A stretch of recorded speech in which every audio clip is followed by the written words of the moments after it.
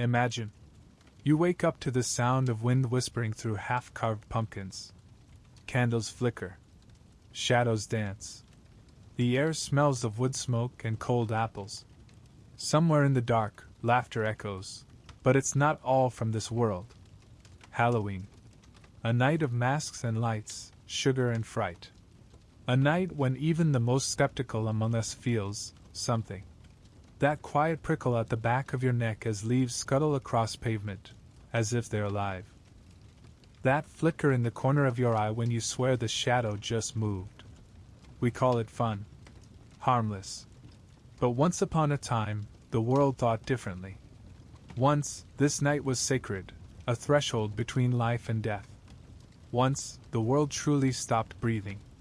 Picture this, it's the final night of October. In the northern lands of old Europe, harvest has ended. Fields lie empty, the last sheaves of barley bound and stored. Smoke curls from hilltop fires, thick and sweet with peat. Villages settle into silence, broken only by the lowing of cattle driven from pasture to pen. Winter is coming. The earth itself feels it, a slow tightening, a hush before the long dark. You walk among the Celts, people of wind and stone, of oak and fire. Their breath clouds in the chill, their cloaks smell of smoke and wet wool. Tonight, they say, is Samhain, summer's end. The dying of the light. The turning of the wheel. To them, the year doesn't end in December.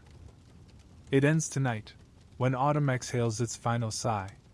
When the old sun dies, and the new waits, unborn, beyond the frost. Samhain isn't a celebration of fear, not yet. It's reverence. A funeral and a birth all at once. Because every ending is also a beginning, and every death, a doorway. Imagine standing on a hill as night falls.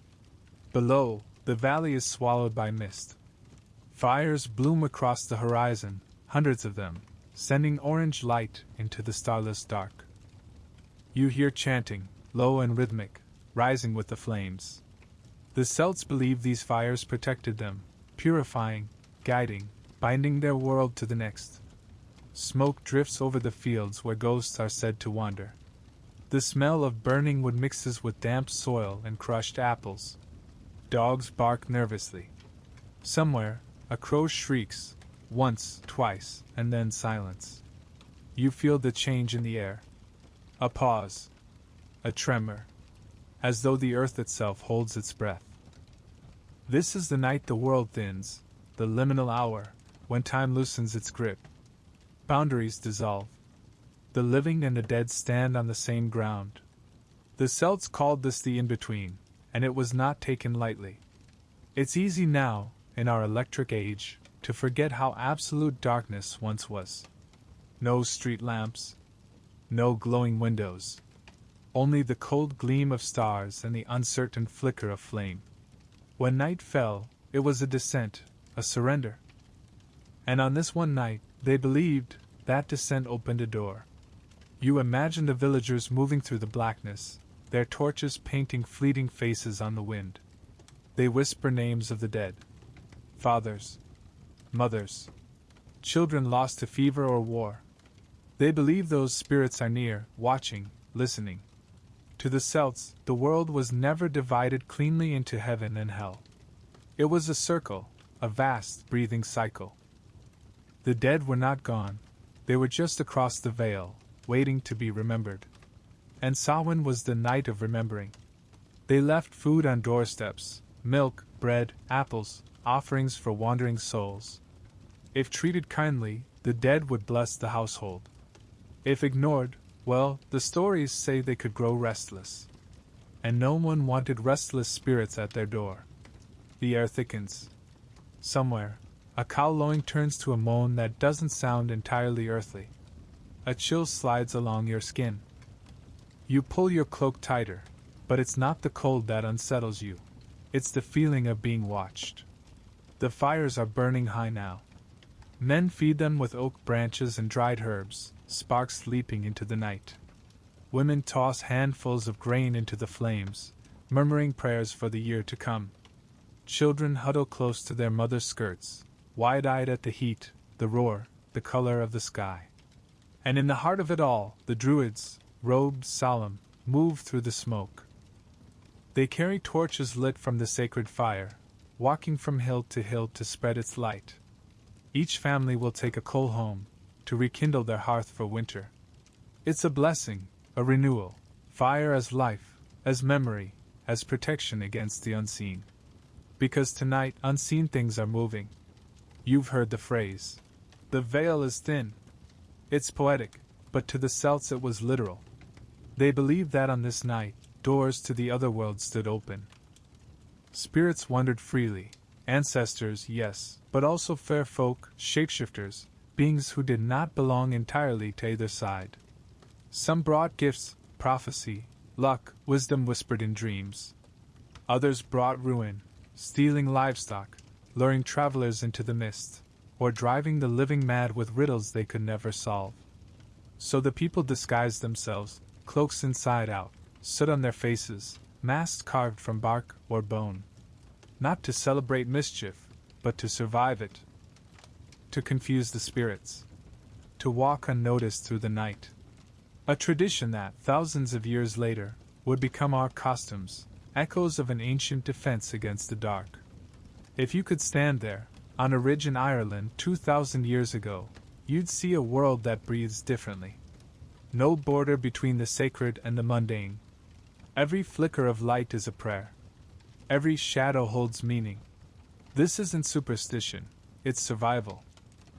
Because when winter comes to these lands, it comes like death itself. The crops are gone, the nights are long, and hope must be kindled like flame.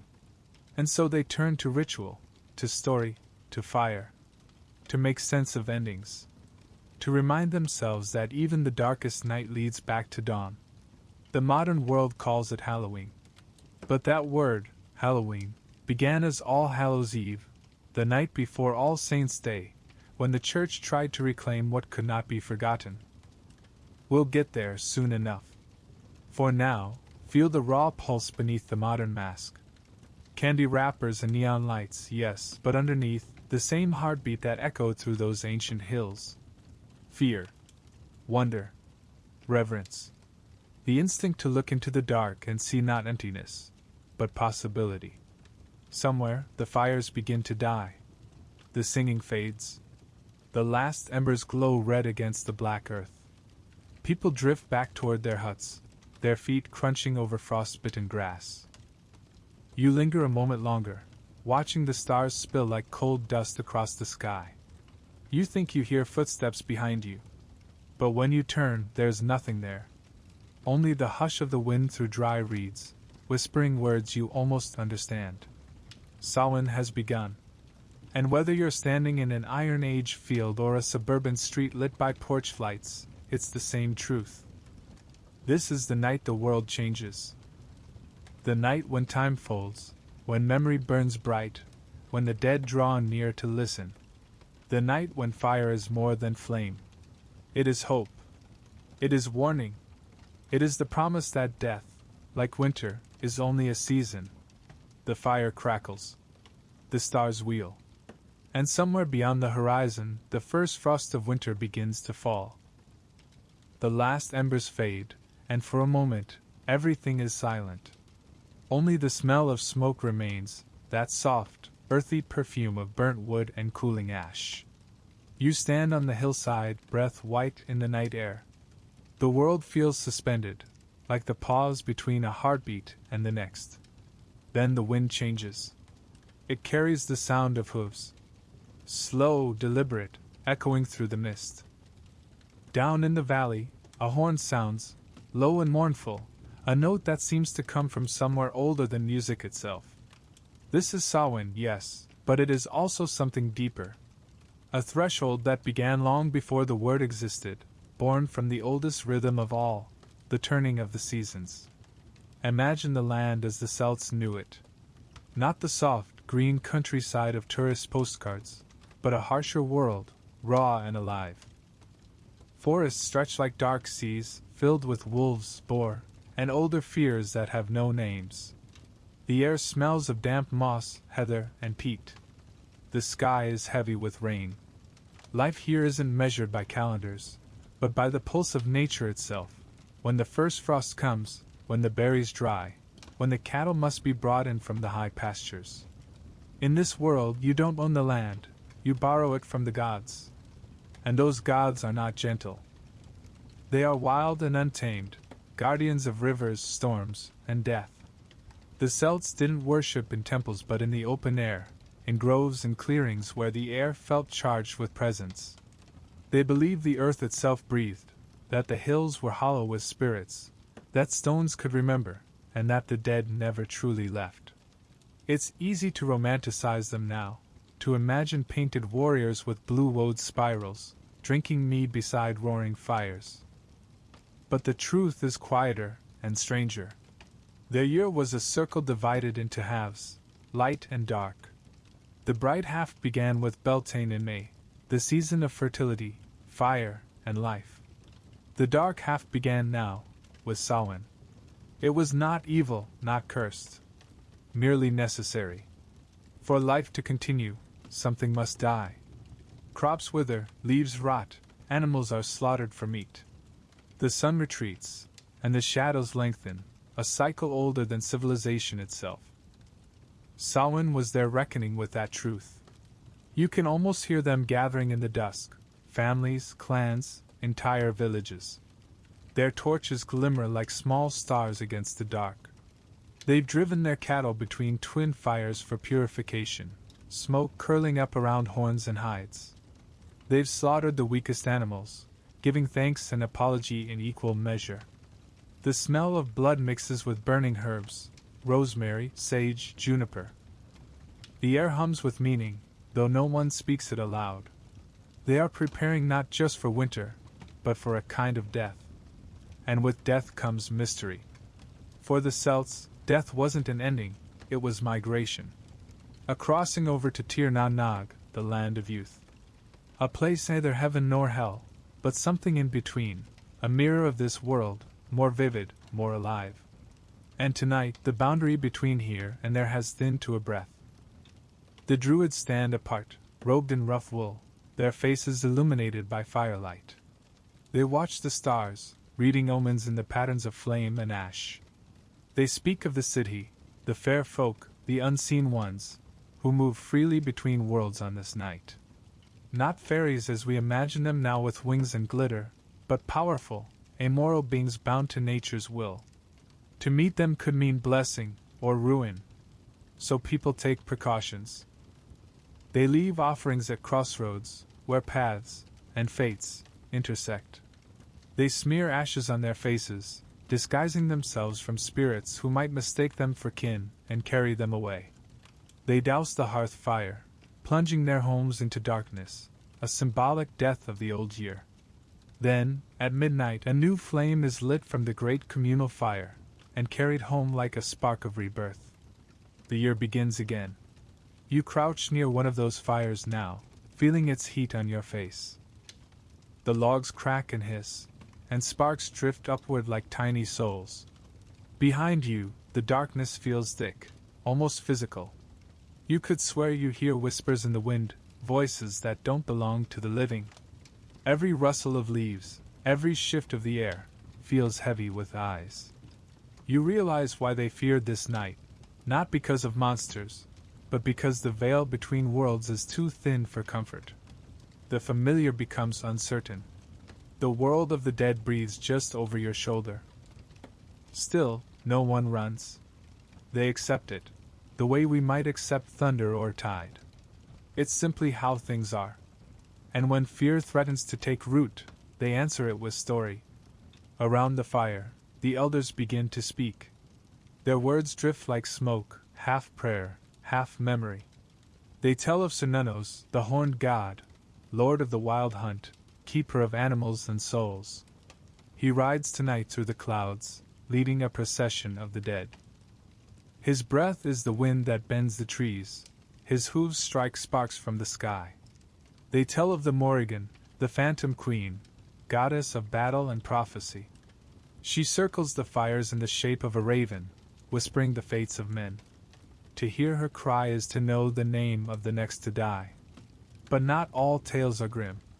Some speak of ancestors who returned to comfort their families, their presence felt as warmth in the room or the sudden flicker of a candle. Children are told to keep bread by the window, so hungry souls can eat without knocking. It's a night of reverence, of remembering, not fearing. Because memory, to them, is immortality. The firelight trembles. A gust of wind tears through the clearing, scattering sparks into the sky. For an instant, the stars seem to dance with them, bright, brief, alive. You realize that this ritual, this entire festival, is more than superstition. It's a kind of defiance. The Celts couldn't control the seasons, or death, or the endless dark that swallowed half their year. But they could face it together, with fire and song. They could look into the abyss and say, "We remember. We endure." And somehow, that made all the difference. Dawn creeps slowly, gray and damp, over the horizon. The mist begins to lift. The fires sink to glowing coals. People yawn, stretch, stamp their feet against the cold earth. They've survived another turning of the year. In the coming months, snow will fall and rivers will freeze. Food will grow scarce. Some will not see spring. But for now, they are alive, and the fire burns in every hearth. You watch them drift homeward, smoke rising behind them like fading prayers. The world feels new again, fragile but breathing. The first light glances off the hills, and the dew glows like silver. Somewhere, a raven takes flight, black against the pale sky. It circles once, twice, then vanishes into the distance. The night of death is over. The year has been reborn. And though centuries will pass, empires rise and crumble, languages change, fates rewrite old gods into saints, this night will remain. The memory of fire. The whisper of spirits. The quiet, ancient knowledge that the world once turned on a hinge of darkness, and that we, somehow, still turn with it. The path ahead is waiting. We've walked through their darkness. Now we'll step into their faith, into the space where the living met the dead face to face. And as we go, the question lingers softly in the smoke. When the veil thins again, will we remember what they knew? Morning never truly arrives after Samhain. Not the way you expect it to. The sun climbs the horizon, pale and uncertain, as if it too fears to break the spell.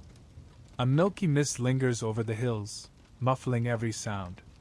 You can't tell where the smoke ends and the clouds begin. It feels as though the night is still watching, waiting, as though some door left ajar has not yet been closed. And that, the old ones would tell you, is because it hasn't. The veil is still thin. The border still open. You walk down the slope where the fires burned hours ago. The grass is blackened, warm beneath your boots. A smell of charred herbs lingers, juniper, sage, a hint of something sweet and strange that seems to cling to the air. In the distance, crows wheel over the fields, their cries sharp as the bite of cold. Everywhere, you can sense a tension. A breath held too long. The Celts believed this was the lingering space between, when day and night, life and death, touch edges but do not yet part. A place where rules falter. They called it the liminal hour, from the Latin limen meaning threshold. A crossing. And thresholds were dangerous. You can feel why. The world itself feels unsteady, as if it's been turned inside out.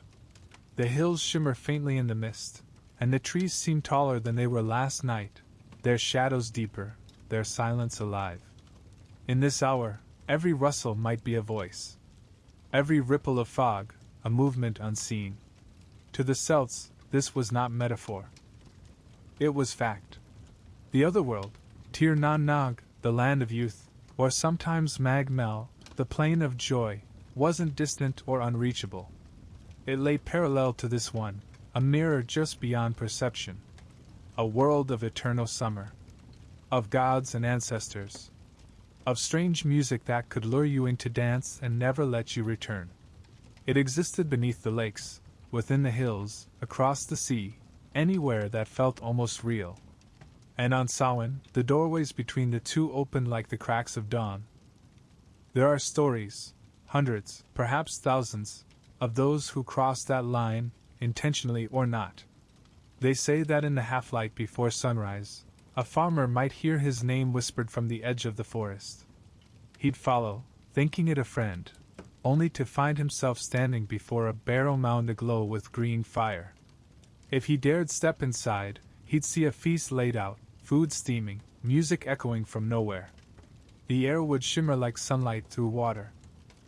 And if he ate, if he stayed even a moment too long, he'd never find his way back. Days later, his family might find him wandering the moors, wild-eyed and gray-haired, swearing he'd only been gone a night. To the fair folk, a night is a century. Such tales weren't just campfire warnings, they were the bones of belief. To cross into the other world was to gamble with eternity. But sometimes, you didn't need to go seeking it. Sometimes it came to you. You imagine a hearth in a small round house, the kind thatched with rushes and sealed with mud. A woman sits beside the fire, her face drawn with the fatigue of harvest. The children are asleep, curled under woolen blankets. Then, a knock at the door. Soft. Measured. She freezes. It's far too late for visitors. The dogs don't bark. The wind doesn't move. She goes to the door anyway, heart pounding, and opens it just a sliver. Outside, the mist is thick as milk. No one stands there, only a shape in the fog, something the size of a child, holding out an apple. Her grandmother's voice echoes in memory, "Do not invite them in." She closes the door, trembling. The knock doesn't come again. When she looks back at the fire, the apple is sitting on the hearth, glowing faintly in the light. The Celts told these stories not to frighten, but to teach. The border was sacred, a place to respect, not trespass. In their world, every threshold was alive with meaning. The doorway of a home, the bend in a road, the line between forest and field, all were boundaries between what was known and what was wild. And Samhain, above all nights, was when those lines blurred completely. So people left their doors unlatched, not from carelessness, but as invitation. If a loved one's spirit wandered home, it should find the way open. The table was set with food, a crust of bread, a bowl of milk, a seat by the fire left empty but waiting. The air, they believed, was thick with souls. The newly dead, searching for comfort. The long departed, visiting their kin. They came quietly, drifting like the scent of apples and smoke, unseen but felt, a pressure in the room, a warmth at the shoulder, a flicker of candlelight. No one spoke loudly during these hours. You never knew who might be listening. But not all visitors were kind. The border was porous, and through it slipped things that were neither human nor divine, beings of mischief, of hunger, of envy. The Celts called them Aussi, the people of the mounds, and they were as unpredictable as the wind. They might bless a field or blight it. They might lead you to treasure, or steal your voice forever. So the people protected themselves the only way they knew how. They wore masks, crude, hand-carved visages of beasts or spirits. They dressed in tattered cloaks, reversed their clothing, smeared ash upon their faces. To confuse what walked in the dark. To blend in. Because on a night when the dead could mistake you for one of their own, it was safer not to look alive. You pause at a crossroads. The mist gathers thickly here, curling around the stones. The Celts believed crossroads were thin places, locations where the fabric of the world frayed, where fate tangled and twisted. Offerings lie scattered on the ground, a crust of bread, a scrap of cloth, a drop of ale poured into the dirt.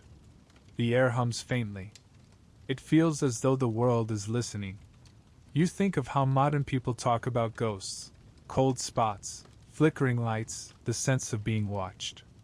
But to the Celts, such things weren't strange at all. They were reminders that the living world and the spirit world breathe through each other like two lungs of the same body. And on Samhain, they exhaled together. For some, the veil's thinning was not just mystical but prophetic. This was the night for divination, when the hidden could be revealed. Girls dropped apple peels to see the initials of future lovers. Men cast stones into fire and watched how they cracked, reading omens in the patterns. Even the simplest acts, a candle flame wavering, a sudden silence in the wind, were messages from beyond. The dead, they said, were wiser than the living, and if you listened closely, they might whisper truth. You can picture it, a young woman sitting alone by the hearth, staring into the embers. In her lap, a bowl of water mirrors the flicker of flame. She leans over it, whispering a name. For a heartbeat, she swears she sees a face reflected there, faint, smiling, familiar. She'll tell no one. Not because she doubts it, but because she knows the moment will fade with morning. As dawn approaches again, the veil begins to thicken. The mist lightens, the voices recede. You feel it like a door slowly closing, a sigh drawn out of the world. The people will wake to frost on their roofs and quiet in their fields. The spirits will slip back to their realm, taking the warmth of the fires with them. And life will continue, plowing, weaving, waiting for spring. But for those few hours, the border was open. And that, the Celts believed, was enough to renew the balance of all things. The living remembered the dead, and the dead remembered the living. The circle held. Now, when you walk through a modern neighborhood on Halloween night, pumpkins glowing, laughter echoing through streets lined with lights, you might not feel that same thinness of the world. But it's still there, beneath the asphalt and the candy wrappers. That same old border, humming quietly under your feet. Every candle in a carved pumpkin, every flicker of a porch light, every mask, they're all echoes. Echoes of those ancient fires, those disguises worn not for fun, but for safety. Echoes of a world that believed the dead were never truly gone. And maybe, just maybe, they were right. Because even now, when the air turns cold and the leaves start to rot, something in us feels the pull. The urge to light a candle. To look into the dark and wonder who, or what, might be looking back. The wind rises once more, carrying the scent of rain and apples. The veil is closing, but the memory remains. And as it fades, another fire sparks to life in the distance. A reminder that where one border ends, another begins. We follow the glow toward it. Into the warmth of firelight. Into the ancient rituals of protection and renewal. Where flames burn not only for the dead, but for the living who feared to follow them. The wind carries us onward. It moves through the heather like a sigh, lifting ash and scent from last night's embers. The fires have burned low, but their ghosts still breathe across the land, faint columns of smoke rising from hills, from hearths, from the dark mouths of old earth mounds. Everywhere, fire has left its fingerprint. And in this old world, that mattered more than anything. To the Celts, fire was not merely warmth. It was a being, a force that lived, consumed, and transformed. It devoured the old year and birthed the new. It cleansed, it frightened, it protected. Even now, standing centuries later on this imagined hillside, you can almost feel it, that hum in the air, that pulse beneath your ribs. The world after Samhain feels charged, fragile, alive. As if the border between life and death wasn't sealed entirely but stitched loosely with flame. Imagine twilight again, the second evening of Samhain. The village lies in shadow, the air is sharp enough to sting.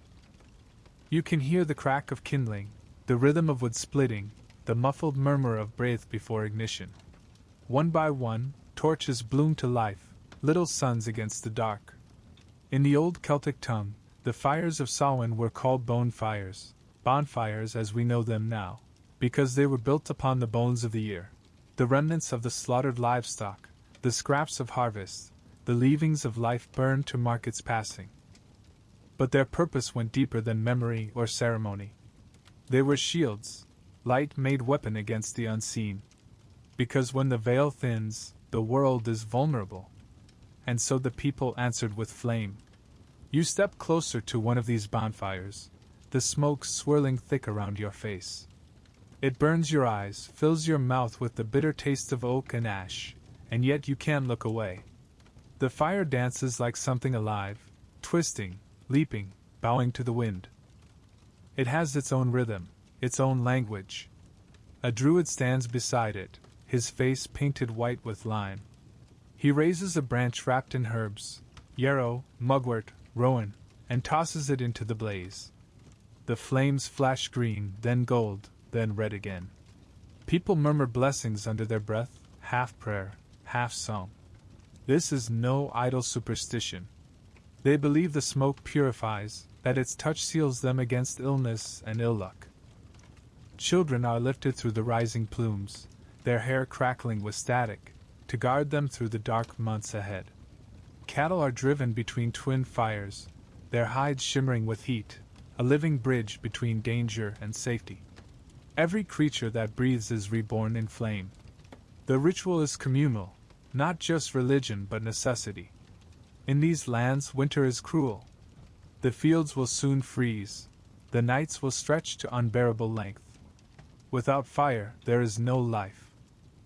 So each household waits for a spark from the sacred blaze, carried in a clay bowl, or wrapped in moss and protected under cloak. That ember becomes the seed of every hearth in the village. If your fire goes out, you relight it only from this flame. To do otherwise would risk bad fortune, an unprotected home, a winter unblessed. You picture it, a family kneeling before their hearth, kindling laid carefully, the sacred spark placed within. The first wisp of smoke curls upward, thin as breath. The room brightens, shadows retreat, and for a moment, warmth feels like hope made visible. In that fragile light, they whisper gratitude, to the gods, to the ancestors, to the fire itself. The Celts didn't draw a line between the spiritual and the practical. Fire guarded both body and soul.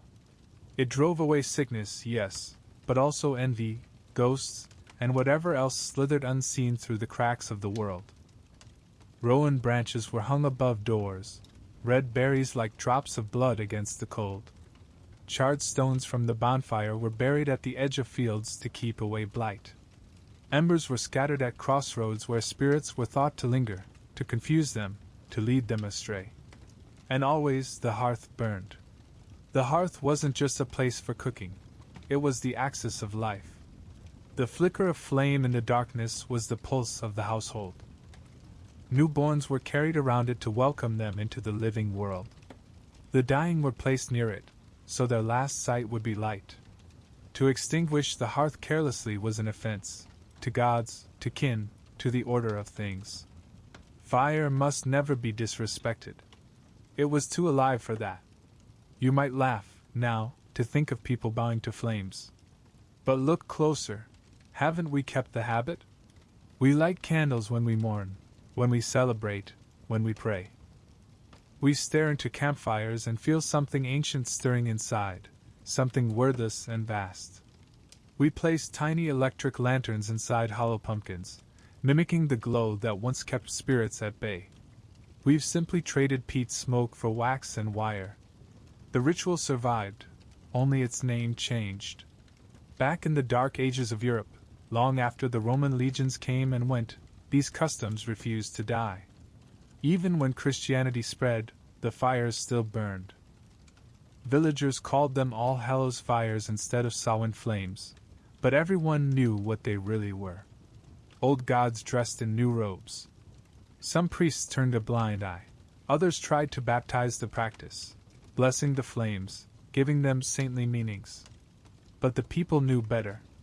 Fire belongs to no one. It's too wild to be owned, too old to be named. And so, in every age, it's returned on the edge of October, in bonfires, in candles, in lanterns. It's the same story told again and again. Keep the darkness at bay. Keep the memory of the sun alive. You stand now at the heart of that ancient fire festival. The flames roar high, sparks flying into the ink-black sky. Smoke twists like ghostly figures, curling through the night. Children dance in circles, their shadows spinning across the ground like echoes of something much older than laughter. You can feel the warmth on your face and the cold at your back, that delicate balance between safety and void. This is what protection truly meant to them, not invincibility, but courage. To face the darkness, knowing it cannot be avoided, only endured. A woman beside you tosses a small carved charm into the fire, a token for her husband lost in war. The flames swallow it, flare briefly, then settle. She watches quietly, tears glinting in the light. To give something to the fire is to let it go, a way of trusting that what's burned isn't lost, only transformed. That's what the Celts understood better than most, that destruction and protection are two sides of the same flame. As the fire burns low, people gather embers, ashes, remnants. They smear a bit on their foreheads, mark their doorways, scatter what's left into the wind. When the last log collapses into glowing coals, the Druids begin to chant softly, not hymns of triumph, but gratitude. The year has died well. The dark season has begun. Above, the stars shimmer brighter than they have in months. Their cold light feels like distant reflections of the flames below. You realize that every fire, whether on earth or in the heavens, tells the same story. A flicker of light, brief but defiant, against the endless dark. Much later, centuries later, those who no longer remembered why would still gather around firelight. In villages and towns, in gardens and streets. The bonfire would shrink into a candle. The ashes would fade into superstition. But the instinct would remain.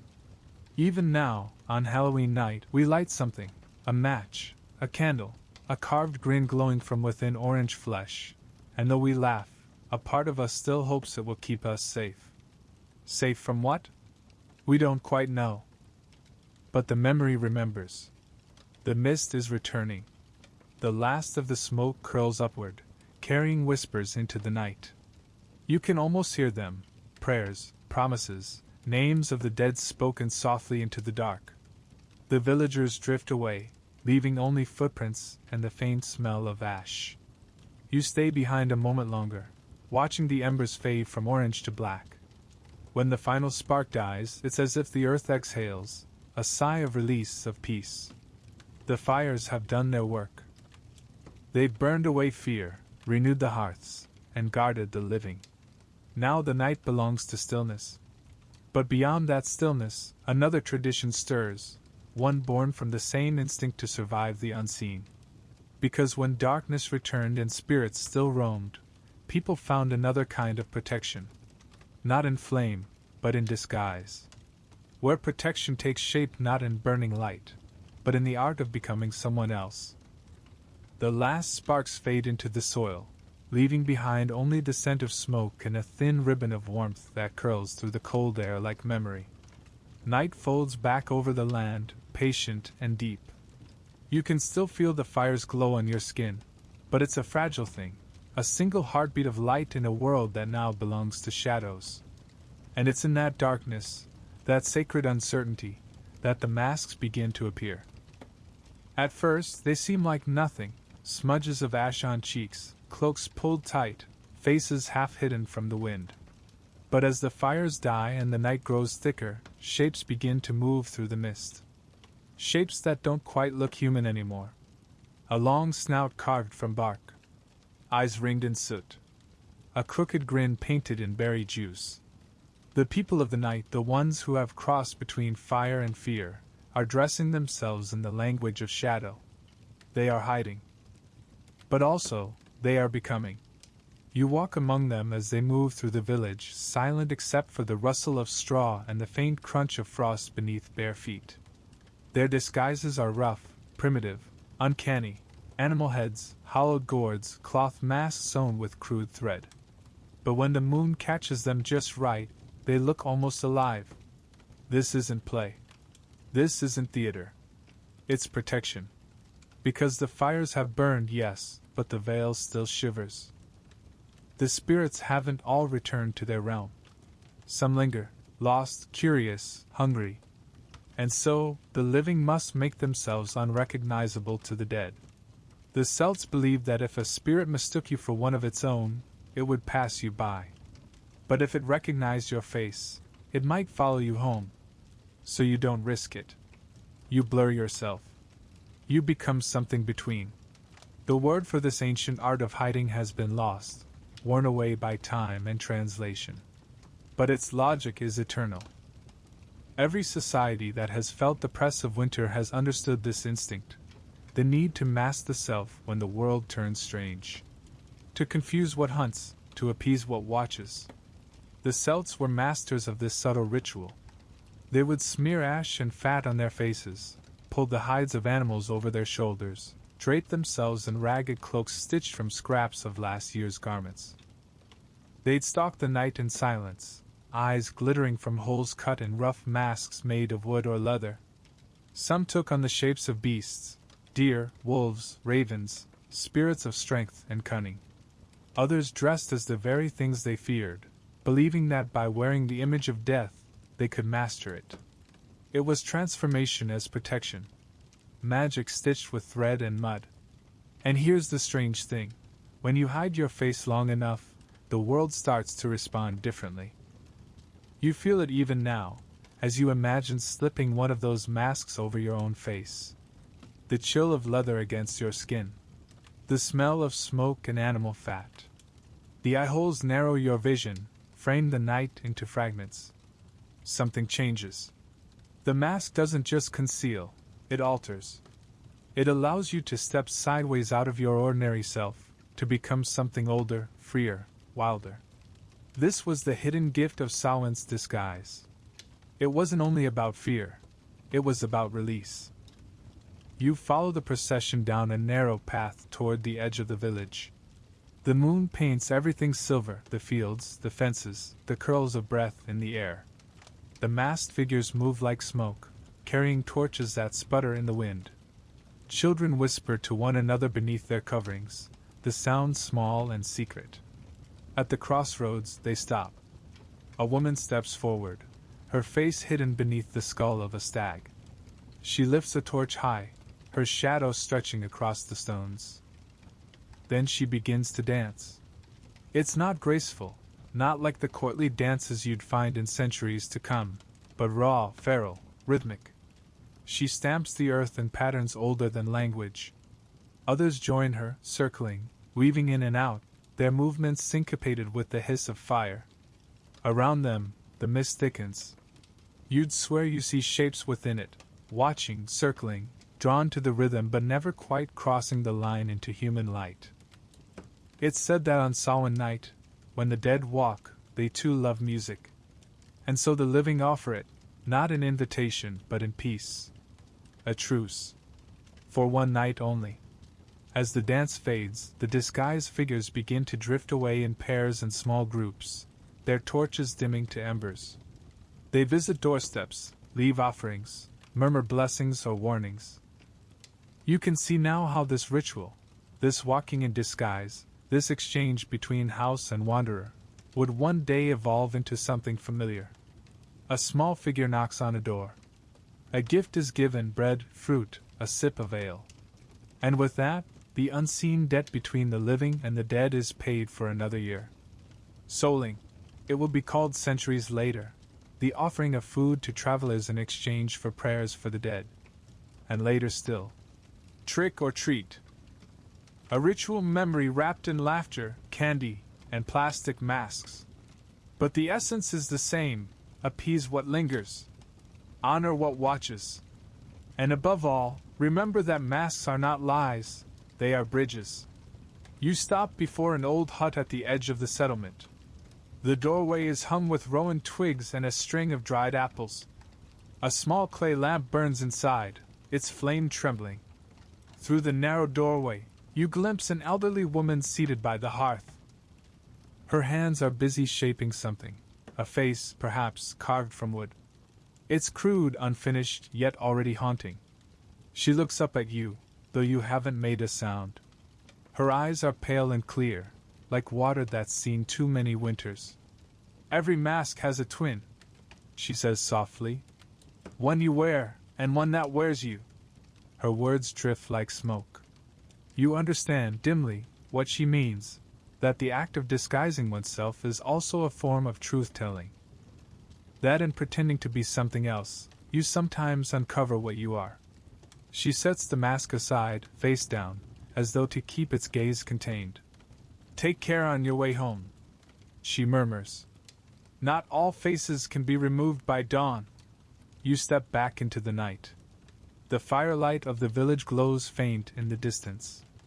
Your breath plumes white before you, mingling with the fog. Somewhere, an owl cries, sharp, eerie, almost human. The masked figures are nearly gone now, their shapes fading into shadow. You think of how many generations will come after them: Romans, Christians, settlers, storytellers, each layer adding new symbols, new meanings. But underneath it all, the same pulse remains. The instinct to hide and reveal. To laugh at fear and walk hand in hand with it for one night each year. Masks, after all, are mirrors. They let us face what we'd rather not see. Death. Desire. The wildness we spend our lives pretending to have tamed. The wind rises again, tugging at your cloak. You pull it close and walk toward the faint flicker of another fire, smaller, warmer, drawing you forward through the fog. The air smells of apples and milk, of bread baking on stone. Voices murmur softly in the distance. People setting out food on doorsteps, whispering the names of the dead into the night.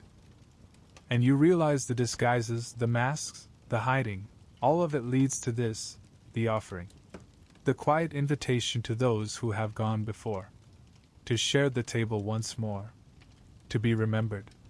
The fire fades behind you as you step deeper into the heart of the old custom, into the tenderness at its center, the part that isn't about fear at all, but love.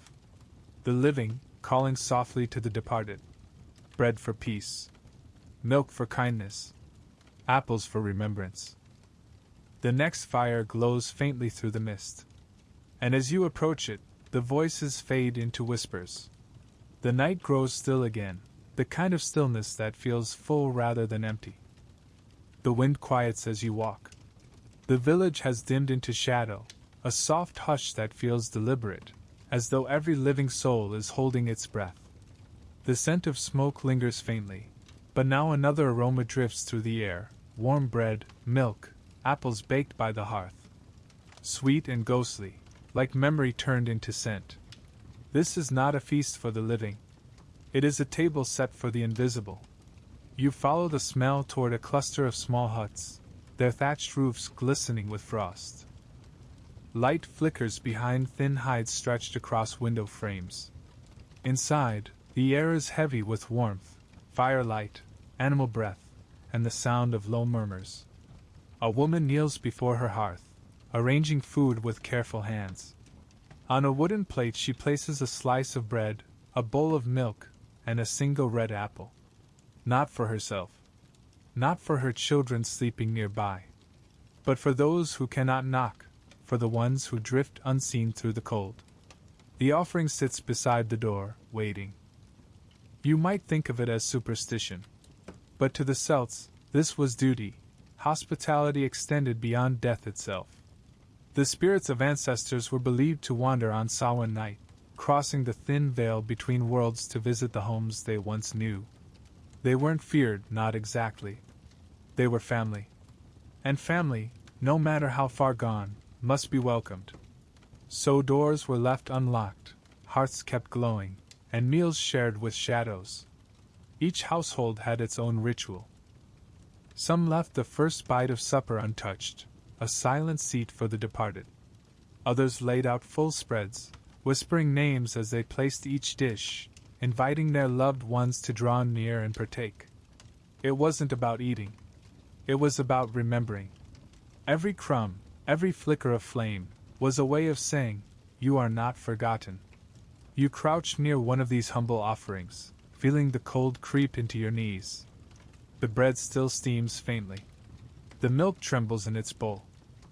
You can almost imagine a hand, unseen but gentle, brushing against the surface, a ripple passing through the air. In this moment, time folds. The living and the dead share the same breath.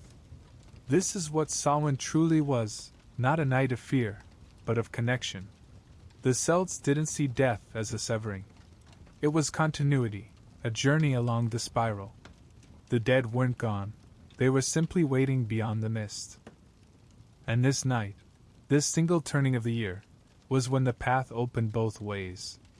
You glance around and see others doing the same, families stepping quietly into the night to place their offerings. Small lanterns glimmer at thresholds. Children peer nervously into the dark, half hoping, half fearing they might see something stir beyond the hedgerow. An old man pours ale into the grass and mutters, "For my father." A girl drops berries one by one into a bowl, naming her ancestors in a voice like song. Each act is simple yet sacred. There's a word the Celts use for this kind of remembrance: anamnesis. It means more than memory. It means to call something back to life through thought, through gesture, through story. And that's what these offerings are, a resurrection through kindness. The apple holds particular meaning. To the Celts, it was a symbol of the other world, of rebirth and eternal life. Cut one open, and you'll see a star at its heart, a five-pointed sign of the soul's endless turning. Apples were buried with the dead as provisions for their journey. To offer one on Samhain night was to light a path, a lantern of sweetness for wandering spirits. Milk, too, carried weight. It was purity, comfort, the first nourishment of life. To leave milk for the dead was to say, rest, and remember what it felt like to be cared for. Bread, the third of the triad, was the earth's body itself, grain harvested, crushed, and reborn through fire. A promise that even after decay, something endures. Bread, milk, apples, body, heart, spirit. A quiet trinity whispered to the night. And it wasn't only ancestors who were fed. Samhain's generosity extended to all who wandered, the lost souls, the lonely, the mischievous spirits with one foot still in the human world. Leaving food wasn't just reverence, it was diplomacy. Because not every visitor came with love. Some arrived bitter, hungry, envious of the living. They might sour milk, tangle hair, steal warmth from the hearth. A crust of bread, a sip of cream, these were peace offerings, insurance against their mischief. It was an old bargain: we feed you, you leave us in peace. A contract written in crumbs and smoke. And when Christianity would later come, when priests spoke of saints and souls in purgatory, that contract would change shape but not vanish. It would become soul cakes, small round biscuits baked with crosses on top. Children would go door to door collecting them in exchange for prayers. A tradition that would, centuries later, find new life in the sing-song chant of trick or treat, the meal of the dead reborn as a game for the living. But on this night, in this older world, it's still sacred. No laughter. No noise. Only the soft crackle of fire, the drip of wax, the sound of the wind weaving through thatch. You imagine sitting in one of those houses. The hearth burns low. Shadows ripple across the walls. The family has gone to bed, but the table remains set, a single candle left burning beside the untouched plate. You stare at it for a long while, until you're certain you see something move. A slight shift in the light. A faint sigh, like the settling of air after a long journey. And then, as softly as it came, it's gone. No door opened. No sound was made. Only the milk trembling once more in its bowl, a thin ring of ripples spreading outward. Dawn is still hours away. Outside, the ground is silvered with frost. The offerings glimmer faintly, scattered like constellations across the sleeping village. You can't help but think about the beauty of it, this fragile kindness offered to the unseen. In an age when life was short and death was close, compassion was currency. The living and the dead depended on each other. And maybe that's why this ritual endures, hidden inside the laughter of modern Halloween. Because beneath the play, we still crave that connection. To feel that those we've lost aren't truly gone. That something, love, memory, presence, crosses the divide. Perhaps that's why we light candles in windows even now, why we gather around food and tell stories of the departed. We don't want to banish them. We want to feed them. To keep them part of our lives, even in silence. You walk again through the village, stepping lightly past the offerings. The night feels softer now, less haunted, as if the spirits have eaten their fill and drifted back toward peace. Somewhere, a rooster stirs, the first hint of morning. Soon, the fires will burn low again. The doors will close. The living will eat the leftovers, believing the dead's blessing lingers in what remains. Children will wake, unaware of the invisible guests who sat beside them in the dark. But for now, you pause before one last house. The door is open, a gentle glow spilling onto the path. Inside, a woman kneels, eyes closed, hands folded. Her lips move soundlessly. And on the table before her, beside the bread and milk, lies a single photograph, something the Celts never had, but the meaning is the same. An offering. A remembrance. A bridge. The candle beside it flickers, once, twice, and then steadies, as if in acknowledgement. Outside, the mist is lifting. The horizon blushes faintly with the promise of dawn. Samhain is ending. The veil will thicken again soon. But the fire has done its work. The disguises have served their purpose. The offerings have been made. For one night, the living and the dead shared the same breath, through flame, through food, through memory. And now, as the first light touches the frozen fields, the world feels lighter, cleansed, reborn. You can almost hear the whisper fade on the wind, "Thank you." You turn toward the hills, where smoke still rises faintly from dying hearths. The night has been fed. The spirits appeased. And somewhere in that silence, the seeds of prophecy stir, because when the veil is thinnest, truth itself can be seen. The first threads of dawn begin to pull across the sky, thin and uncertain, like a veil being drawn back from the face of the world. But this isn't an ordinary morning. Not yet. The air still feels charged, too still, too alive, as though the night refuses to fully release its hold. The fires have burned low, the offerings have been taken, and the masks now hang limp by the hearth. And yet, everyone knows Samhain isn't over. Its power doesn't end with sunrise. Because Samhain is more than a night, it's a crossing. A turning of the great wheel. The moment when time itself folds inward, pauses, and breathes. You stand on a hill above the village. The frost glitters on the grass, catching the early light like a million tiny mirrors. Below, smoke rises from a dozen hearths, pale ribbons twisting upward into a sky the color of pewter. The world looks newly born, raw and washed clean. And perhaps it is. For the Celts, Samhain wasn't just the end of summer, it was the death of the year. Last year's sun had died in the night, and this dawn belongs to a newborn one.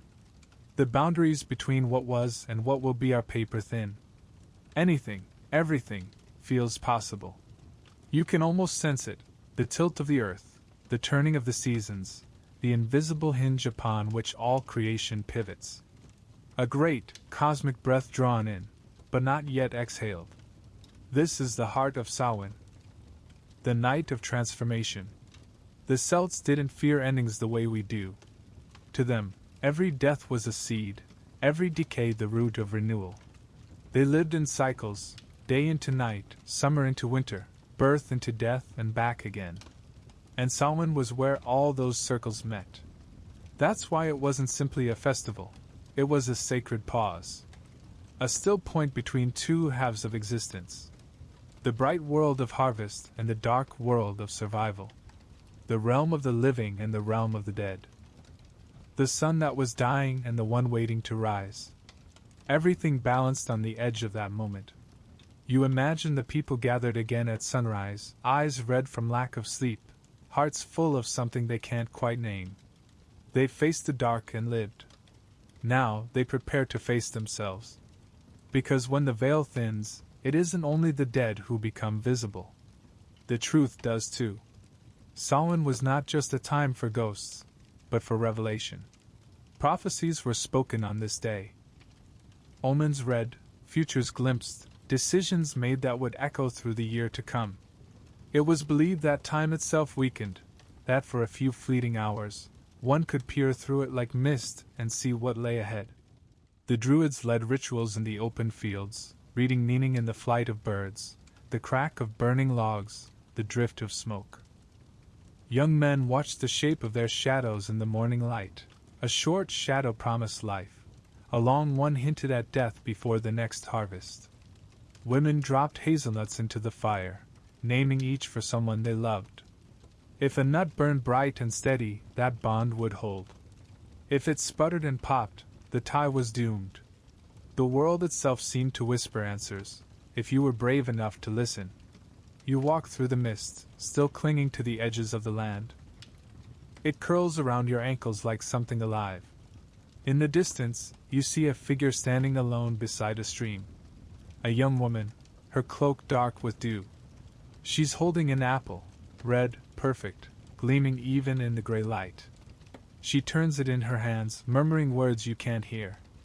Then, with a slow breath, she cuts it in half.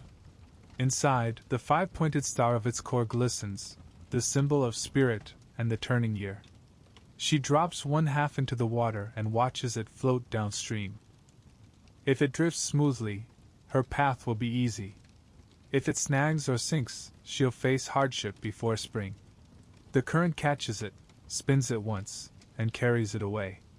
Her eyes close, and a small smile touches her lips, relief, faith, or maybe both. She walks away without looking back. In this world, belief isn't about control. It's about acceptance. The year will bring what it brings. But for this moment, she's seen its shadow. Transformation isn't always gentle. Sometimes it arrives like winter itself, cold, inevitable, stripping everything bare. You can sense it in the air now, the bite, the change, the quiet after something vast has passed through. The villagers know it too. Before the day is done, they'll gather their animals, close their doors, and settle into the long silence of the dark months. Samhain marks not just a spiritual threshold, but a practical one. It's the time of reckoning, of taking stock. How much grain remains? How much meat can be salted before the frost? What you have now is all you'll have until spring. The feast of the dead gives way to the labor of survival. But even in this, there's transformation. The bonfires of Samhain become the embers of winter hearths. The smoke that rose in prayer becomes warmth for the living. The offerings that fed the dead now sustain the living through the cold. Every gesture folds back into the same eternal rhythm. Life from death. Death from life. By midday, the sky clears. The frost melts. Children chase each other through the empty fields, their laughter echoing against the hills. Somewhere, a raven lands on a standing stone and watches, black feathers glinting in the light. The Celts saw such things as messages, reminders that the unseen still watches. That even as the veil thickens again, the boundary remains porous, like breath passing between two lips. A druid old and stooped, leans on his staff and studies the horizon. To him, the meaning of Samhain isn't just cosmic, it's personal. It's the reminder that nothing stands still. Every moment is transformation. Every ending, a beginning in disguise. He takes a burning twig from the hearth and traces a circle in the dirt, not a symbol of closure, but of motion. Then he scatters ashes from the Samhain fire into the wind, letting them drift wherever the season takes them. The ashes will land in fields, in rivers, on rooftops, carried by air and time. When spring returns, those same ashes will feed new grass, new grain. The fire reborn in green. You feel the shift deep within you now. The night has changed you too. Even if you can't name it, something inside has turned. You think of how modern life tries to run straight, day to day, month to month, chasing endless progress, endless light. But the ancients knew better. They understood the need for darkness, for descent. They knew that to be reborn, you must first let something die. That's what Samhain teaches, and why it lingers still, hidden beneath the noise of Halloween. Every candle we light, every story we tell of ghosts and transformation, it's all a remembrance of that ancient wisdom. That life is a cycle, not a line. And every ending is holy. The last of the mist burns away. The hills sharpen into focus. You turn back toward the village one final time. The doors are shut now. The offerings gone. The fires banked low. But in every chimney, a thin wisp of smoke curls upward, proof that the sacred flame of Samhain lives on, carried into another year. You close your eyes. For a moment, you can still hear the heartbeat of the night behind you, drums, wind, whispered names. Then it fades, replaced by the quiet hum of life returning to order. The veil has thickened again. The worlds have parted. But something remains, a memory, a spark, a whisper that the boundaries are never truly fixed. Only waiting. And so the year begins anew. The fires have purified, the masks have concealed, the offerings have connected, and time itself has turned. The circle is whole once more. Yet the world beyond this hill is changing. A new faith is stirring on distant shores, one that will soon reach these lands and weave its own holy days through the ancient calendar. Samhain will not vanish. It will transform again. The gods will take new names. The spirits will wear halos. The festival of endings will become a feast of saints. The flames of Samhain, though, will still burn beneath it all, quiet, eternal, waiting for the dark to call them back. The path ahead bends through mist again, soft and patient. The hills are quiet now, emptied of voices, emptied of song. And yet, if you listen closely, you can still hear the faint echo of old words carried on the wind, whispers of Samhain prayers, the crackle of dying fires, the rustle of cloaks in the night. For centuries, the Celts kept this rhythm, fire and frost, death and return. Their gods walked beside them, unseen but near. But time, like winter, always brings change. And one morning, from the east, the first sound of church bells drifted across the mist. It wasn't a thunderclap. It was a slow, deliberate toll, a single, clean note that lingered in the valley, foreign and bright. A new voice, speaking softly at first, but carrying a message that would reshape the world. Christianity did not come to the Celtic lands all at once. It crept in like dawn, quiet, persuasive, impossible to ignore. Missionaries arrived not as conquerors, but as weavers of stories. They learned the old tongues, listened to the old songs, and spoke of a new God who was not many, but one.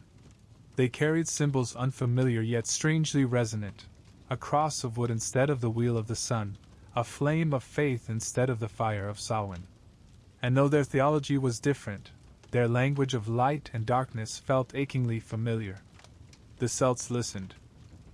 And the new faith began to take root, not in opposition, but alongside the old one, like ivy growing upon ancient stone. Imagine standing in a small glen sometime in the 7th century. The year's end approaches once again. The fires of Samhain are being built, but beside them, a wooden cross rises, plain, newly carved, its edges still raw. A monk in a threadbare robe stands near the flames. His voice is soft, yet carries over the crackle. He speaks of resurrection, of light returning after death, of the soul crossing to an eternal home. The villagers nod. They understand. After all, they have always known that death is not the end. They simply called it by other names. The monk watches the fire burn and does not stop them from tossing their offerings in. Instead, he murmurs a prayer over it, not to Love or the Morrigan, but to a saint, perhaps, or to the Virgin whose image he carries in a small wooden icon. The flames accept it all the same. This was how transformation happened, not through destruction, but through blending. Samhain did not die, it was baptized. Its bones were reassembled into a new body, one draped in the language of heaven. The Church understood the power of this night, how deeply it lived in the bones of the people. And so, rather than erase it, they reshaped it. By the 8th century, Pope Gregory III declared November 1st to be All Saints' Day, a day to honor the holy dead, those whose souls already rested in divine light. And the night before it, October 31st, became All Hallows Eve, hallow meaning holy. The sacred and the ancient met in that naming. The veil between worlds became the space between heaven and earth. The bonfires burned for saints as they once had for ancestors. The prayers changed, but the rhythm, the need to speak with the unseen, remained. In remote valleys and on windswept coasts, the transition wasn't simple. Old gods don't die quietly.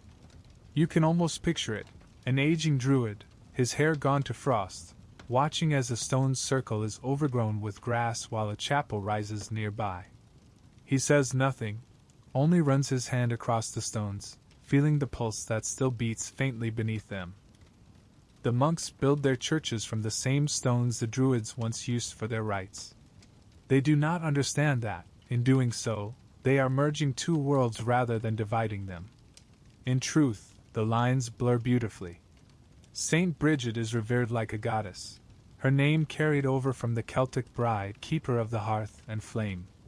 Her feast falls near Imbolc, the old festival of spring. The Virgin Mary takes on qualities once belonging to Danu, mother of all things. The stories change shape, but their roots remain deep in the same soil. Christianity arrives not as a hammer, but as a mirror. It reflects back what was already known, that death can be sacred, that light returns, that love survives the grave.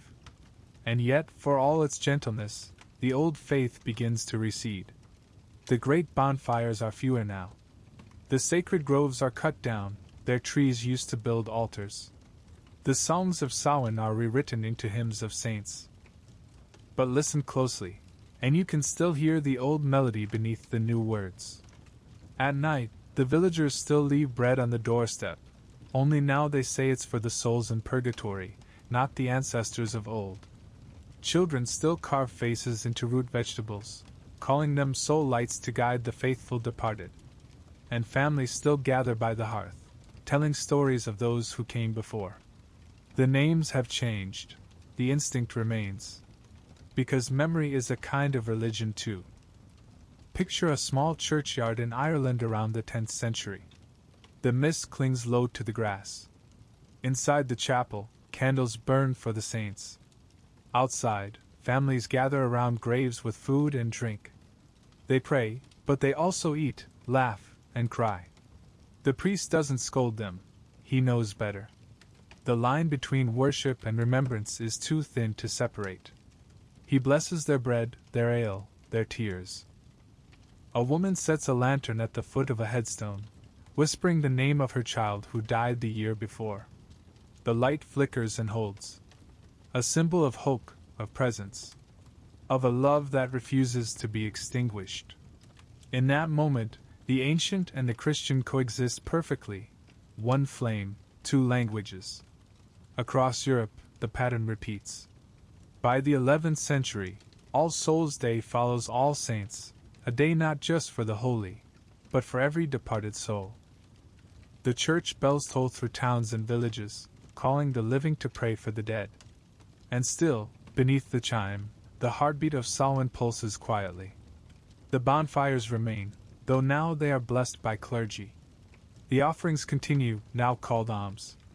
And when people disguise themselves in rough clothes to ask for food or drink in exchange for prayers, the church does not forbid it, it gives it a name, Soli. The dead are still honored with bread and flame, but the prayers are Latin now. The saints have replaced the old gods. The year turns, and the wheel continues, only with new carvings upon it. You walk through the centuries like passing through mist. The old world dissolves into the new, and yet, in every village you pass, a spark remains. A carved lantern burning in the dark. A loaf left on a doorstep. A child whispering a name before sleep. All of it is Samhain, reborn through the voice of Christianity, a faith that sought to sanctify what it could not erase. And somewhere, you realize, the two beliefs share the same root. The conviction that the dead are not gone, that light always returns, and that love bridges even the deepest chasm. It was never truly a conquest, but a translation, an old song sung in a new key.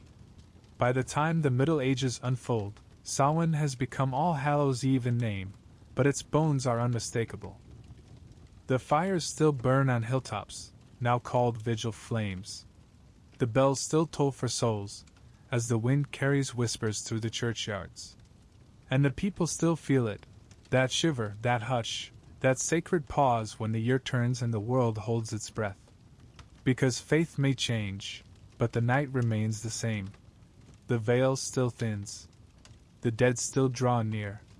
And the living, in their own ways, still find themselves kneeling before firelight, whispering to what they cannot see.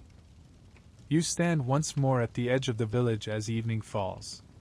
A church bell rings in the distance. The air smells of smoke and candle wax, of incense and wet earth. Inside the church, a choir begins to sing. Outside, a handful of villagers light a small fire on the green, the flames reflected in their eyes. Different words, different symbols, but the same heartbeat. A woman crosses herself, then tosses a sprig of rosemary into the blaze, for remembrance. Her child watches, wide-eyed, clutching a turnip carved into a grinning face. The old and the new, hand in hand, watching the light shimmer against the coming dark. You turn your gaze eastward, toward distant lands across the sea. There, centuries from now, this mingled tradition will take a new journey, carried by ships and stories, by faith and longing, across an ocean to a young world waiting to inherit it. The Celts could never have imagined what would come next, that their fire would one day burn in pumpkin glow and electric light. But the spirit of it, the pulse of Samhain, will follow wherever people remember the need to honor the dark with flame. Evening settles once more, gentle and deliberate, wrapping the village in the soft hush of smoke and bells. The old world has changed, its fires blessed by priests, its spirits renamed as souls, its songs turned to hymns, but something ancient still stirs beneath the rhythm of prayer. You can feel it, that quiet, restless pulse beneath the cobblestones, beneath the incense and the Latin words. Samhain is still breathing. It has simply learned a new name, All Hallows Eve. A night of saints and souls. A night where candles flicker in windows for the departed. A night when people kneel in church and whisper prayers, while outside the wind moves through the trees with the same whisper it had before the cross ever came. And as centuries pass, those two worlds, the sacred and the wild, begin to dance together again. Not in defiance, but in memory. Because no matter how holy the day becomes, human hearts still crave the shimmer of mystery. We still feel the pull of the dark, the invitation to play with what we fear. And that, quietly, is how Halloween is born. Imagine Europe in the late Middle Ages. The air smells of wood smoke and damp wool, of tallow candles and rain-soaked earth. The year is dying, as it always does. The harvest is over, the nights stretch long, and the people, still half pagan, half Christian, begin to prepare for All Hallows Eve. In every village, candles are lit in windows to guide wandering souls. Children, wrapped in cloaks too big for them, go door to door singing for soul cakes, small rounds of sweet bread marked with crosses. Each cake given earns a prayer for a departed loved one. It is the 12th, 13th, 14th century, and the word souling begins to take hold. Little groups of singers move through the fog, their songs a strange blend of church Latin and folk melody. In their hands lanterns glow, sometimes made from hollowed turnips with crude faces carved into them, a spark burning within. The old fires have become little ones now, carried in palms instead of blazing on hills. But their meaning is the same, light in the darkness, life in the face of death. Souling is a curious ritual, half devotion, half mischief. The poor go from house to house offering to pray for the family's dead, and in return they are fed.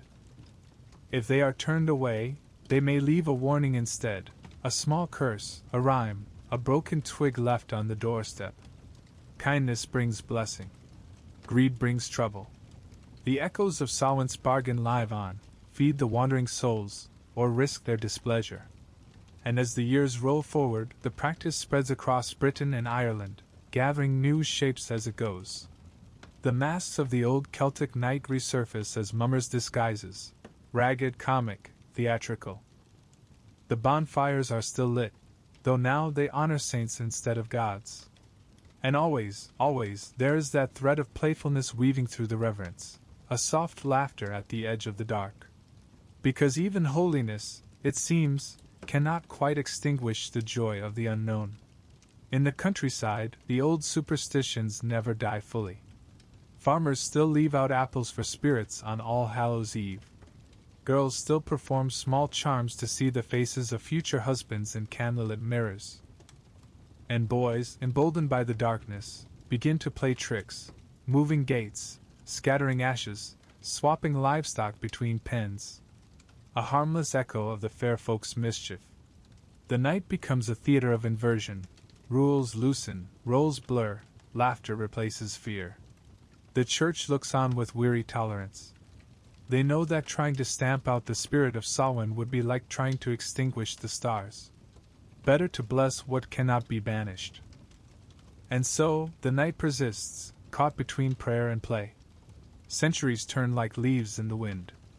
By the 1600s, the Reformation sweeps through Europe, fracturing faith, dimming old lights. In Protestant lands, saints' days lose their authority. But the customs of All Hallows Eve prove stubborn. People keep their fires, their stories, their tricks. They may forget the saints, but they do not forget the night. In Scotland and Ireland, it remains Halloween, the evening before All Hallows. The spelling shifts, the meaning softens, but the pulse stays the same. Fires still burn on the hills. Turnips are still hollowed, their faces grotesque and grinning. And the young still go guising, wearing masks, knocking on doors, offering songs or rhymes in exchange for food. Trick or treat isn't born yet, but its ancestor already walks the mist. The dead are still honored, but now the living join the game. You can see it clearly if you close your eyes. A Halloween night in rural Ireland, 1700 or so. The wind howls across the moor. A family sits inside a stone cottage, the only light a peat fire and the faint glow of a carved turnip on the windowsill. The table is set with bread and milk, just as their ancestors did. Outside, laughter drifts on the dark, children disguised in rough cloth, faces hidden beneath soot, carrying lanterns that bob like tiny ghosts. They knock on doors, reciting verses passed down for generations. Soul, soul, for a soul cake. Pray you, good mistress, a soul cake.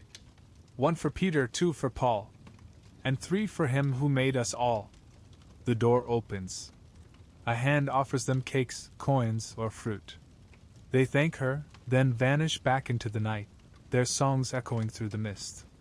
It is not yet the Halloween of candy and costumes, but the seed is already there, rooted deep in firelight and faith, in hunger and hope. As time rolls forward, the old world begins to stretch across oceans. Ships leave from Dublin, from Cork, from Glasgow, carrying families who know this night by heart. They bring their songs, their masks, their hollowed turnips carved with leering faces. They carry the echo of bonfires in their bones. And when they reach the new world, they find it vast and strange. Forest thicker than any they'd known. Winter's sharper. But autumn, autumn feels familiar. The scent of leaves, the harvest air, the dying light, it's the same heartbeat, the same turning of the year. So, they kindle their fires again. They carve new lanterns. Only now, in this land of plenty, the turnip becomes a pumpkin, larger, brighter, easier to hollow, more generous with light. And in its glow, Halloween begins to change once more. But that is still to come. For now, in the fading centuries of Europe, the night stands poised between sacred and playful, solemn and strange. In the graveyards, candles flicker like fallen stars. In the taverns, men drink and tell ghost stories by firelight. Children laugh behind masks. Old women whisper charms to keep the restless dead at bay. It is the old Samhain reborn, dressed in Christian robes and human laughter. The veil still thins. The dead still listen. But the living have learned to smile at the darkness, to dance with it instead of trembling. The world has changed, yes, but the soul of the night remains untouched. A spark that refuses to die. You walk through that ancient landscape one last time, feeling centuries pass like mist across your face. The fires dim to candlelight. The prayers soften into songs. The fear becomes play. But at the core, the heartbeat is unchanged. Halloween has been born, not from one faith, one people, or one time, but from the meeting of them all. From the hunger to remember, to honor, to transform. The night is alive again. And its light, once sacred, once solemn, will soon find a new home. Across the ocean. In a world that knows neither the druid's hills nor the monk's bells, but still feels the same electric thrill when the leaves turn and the veil grows thin. So let the fog roll westward now. Let the fire leap across the sea. Because the next chapter of this long, luminous story waits on a distant shore. A land of harvest fields and small towns, where the old rites will take on new colors and a new face will smile from every porch. The wind shifts westward now, carrying embers over salt water. The flames that once danced on Celtic hills are reflected in waves that catch the fading light like mirrors of memory. The world is widening. The old gods have gone quiet, the saints are whispering prayers over graves, and somewhere on a gray morning in the mid-1800s, the first ships begin to move, wooden, creaking, heavy with hope and sorrow. Their hulls groan with the weight of lives uprooted. Families clutch what little they can carry, a Bible, a carving knife, a lock of hair, a story. And among these stories, packed deep in the bones of the passengers, travels the ghost of a festival older than empire, a night of fire, masks, and remembrance. Samhain, reborn as All Hallows Eve, bound now for the new world. The ocean heaves beneath them like a living thing, its salt spray stinging faces, its endless horizon offering both promise and grief. They are fleeing famine, war, or simply the slow hunger of history. They do not yet know they are carrying a spark that will set the future aglow in pumpkin light. Weeks later, the ships arrive in America, to harbors smelling of fish and coal, to cities that roar and smoke. Boston, New York, Philadelphia. Names that sound strange in their mouths, too sharp with consonants. They step onto new soil, hearts heavy, eyes searching for something familiar. The forests here stretch farther than the imagination, the nights feel bigger, emptier, hungrier. And when autumn comes, it does so with the same golden sigh as the hills they left behind, leaves turning red as blood, air crisp and smelling of wood and apples. A reminder. The old year still dies here, too. They settle into tenements and farmhouses, build new hearths, learn new prayers. But when October's end approaches, something ancient stirs in them. The rhythm of harvest. The pull of the dying sun. The memory of fires on faraway hills. And so, quietly, they begin again. In the lamplight of immigrant kitchens, turnips are hollowed, candles set inside. In yards and alleys, children carve crude faces and laugh at their own shadows.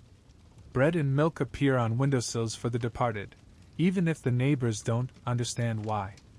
A few small fires burn beyond the edge of town, flickering against the dark. The old rituals have crossed the sea and taken root in new soil. But this land has its own spirits, native stories of ancestors and the unseen, of nights when the veil grows thin. And as Irish and Scottish settlers mingle with others, the customs begin to weave together. European folklore meets Native American reverence for the turning seasons, the cycle of life and death. The result is something new, something restless, something alive. The first American Halloween is not yet the one we know. It is a patchwork, a festival of firelight and prayer, of superstition and mischief, of the old world colliding with the new. By the mid-1800s, the cities grow louder, hungrier, more chaotic. Immigrants flood the streets, factories belch smoke, children play in gutters. And on Halloween night the old guising returns, louder, wilder, transformed by the fever of the new world. Boys in blackened masks prowl through alleys, rattling fences, shouting old verses now twisted with slang. Girls light candles and apples to see the faces of future husbands flicker in the flame. Pumpkins, larger and softer than turnips, become the new lanterns, their faces glowing warm and strange. Bonfires flare on the outskirts of town, built not for saints or gods but for the sheer joy of light against the dark. Newspapers complain of vandalism. Churches fret about pagan remnants. But the people, the poor, the working, the newly arrived cling to it. Because this night belongs to them.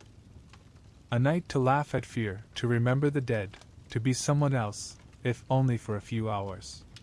You can almost see it, a tenement street in New York 1880. Children with Irish accents dart between horse carts, faces hidden behind paper masks.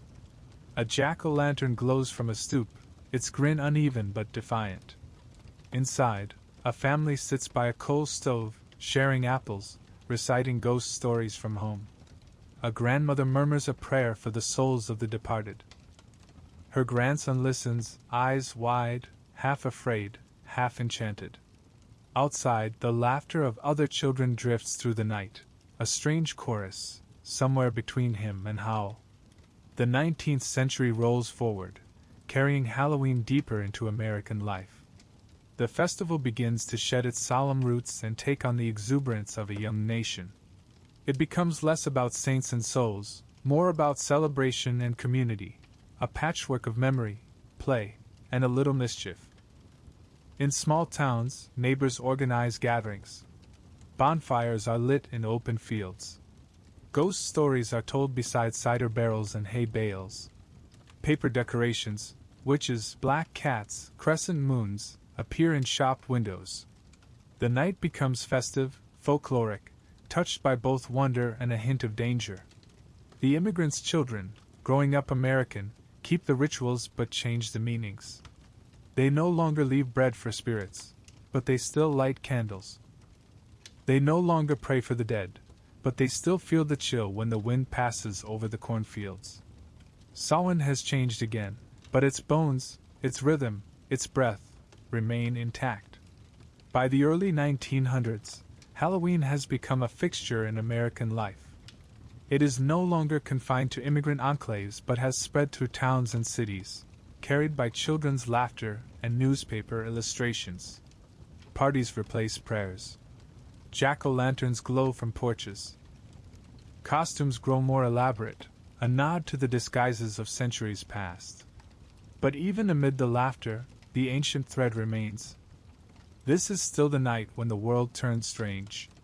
When the air feels alive, as though listening. When the line between life and death feels thin enough to touch. A night born from fire and faith, carried across oceans, and now reborn in paper, cloth, and pumpkin flesh. You stand in a quiet corner of that new world, maybe a small town in Massachusetts, or a farm on the edge of the Ohio River. It's October 31st. The sun is setting behind red gold trees. Lanterns glow in windows. Somewhere, a fiddle plays. Children in masks of burlap and lace run laughing down dirt roads. You can feel the continuity, how this night has always been a bridge, even when its name changed. The Celts called it Samhain. The Church called it All Hallows Eve. America calls it Halloween. But the spirit is the same. The need to face the dark. The urge to remember. The joy of being alive when the world feels ghostly. From the docks of New York to the fields of Kansas, from tenement roofs to prairie fires, the old flame spreads. And it will keep spreading, through the 20th century and beyond, reshaping itself with every new generation. But before it becomes parades and candy, before the masks turn to rubber and the stories to Hollywood films, there is still one more transformation waiting. A moment when the pumpkin takes the place of the turnip, when light becomes larger, warmer, more golden than ever before. It is a small change, perhaps, but it will change everything. So let the wind carry us onward once again. Across the wide fields of the New World, through orchards and barns, where the scent of cut pumpkins fills the air and laughter rings like chimes through the cold night. For the fire that began on Celtic hills now glows from every porch. And in that glow, something ancient stirs, a memory of protection, of transformation, of faces carved to keep the darkness away. The road through autumn deepens now, its edges lined with gold and ember. Leaves whisper underfoot, dry and delicate as old parchment, and the air smells faintly of apples, smoke, and something sweetly rotting, the perfume of the dying year. You can almost feel the season tilting, the world exhaling its last warmth before the frost. And there, waiting at every doorstep, glowing softly through the dusk, are the faces. Wide grins. Crooked eyes. Mouths that seem to laugh, or sneer, or whisper.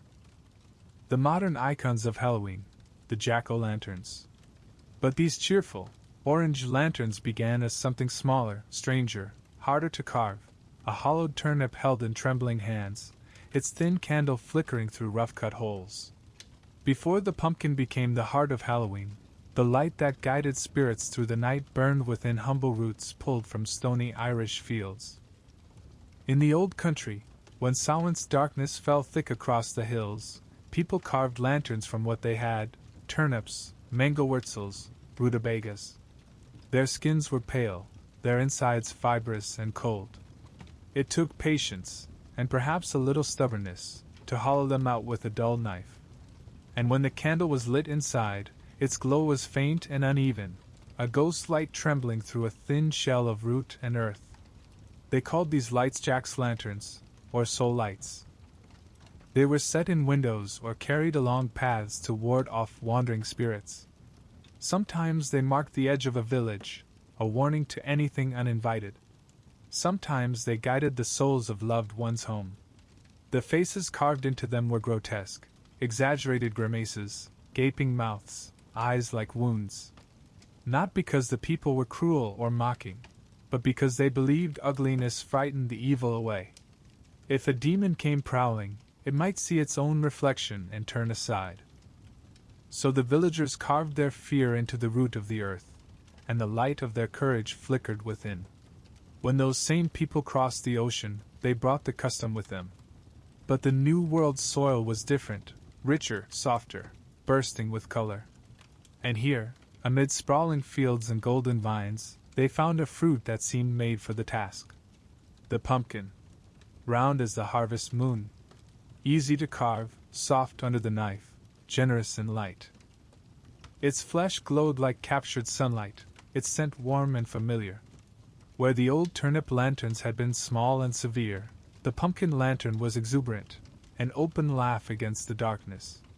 You can almost see that first moment, an immigrant farmer kneeling in the dirt, turning a pumpkin in his hands, realizing how perfectly it fits the old ritual. He hollows it, carves a face, places a candle within. The flame catches, brighter than any turnip could hold. And suddenly, Samhain's little flame has grown into a bonfire once more. By the mid-19th century, American Halloween was glowing orange. Pumpkins lined porches and windowsills, their faces multiplying like friendly ghosts. They became symbols of abundance as much as protection, the spirit of harvest and hearth woven together. Farmers sold them in wagon loads, newspapers printed carving patterns, and poets began to write about their gentle light.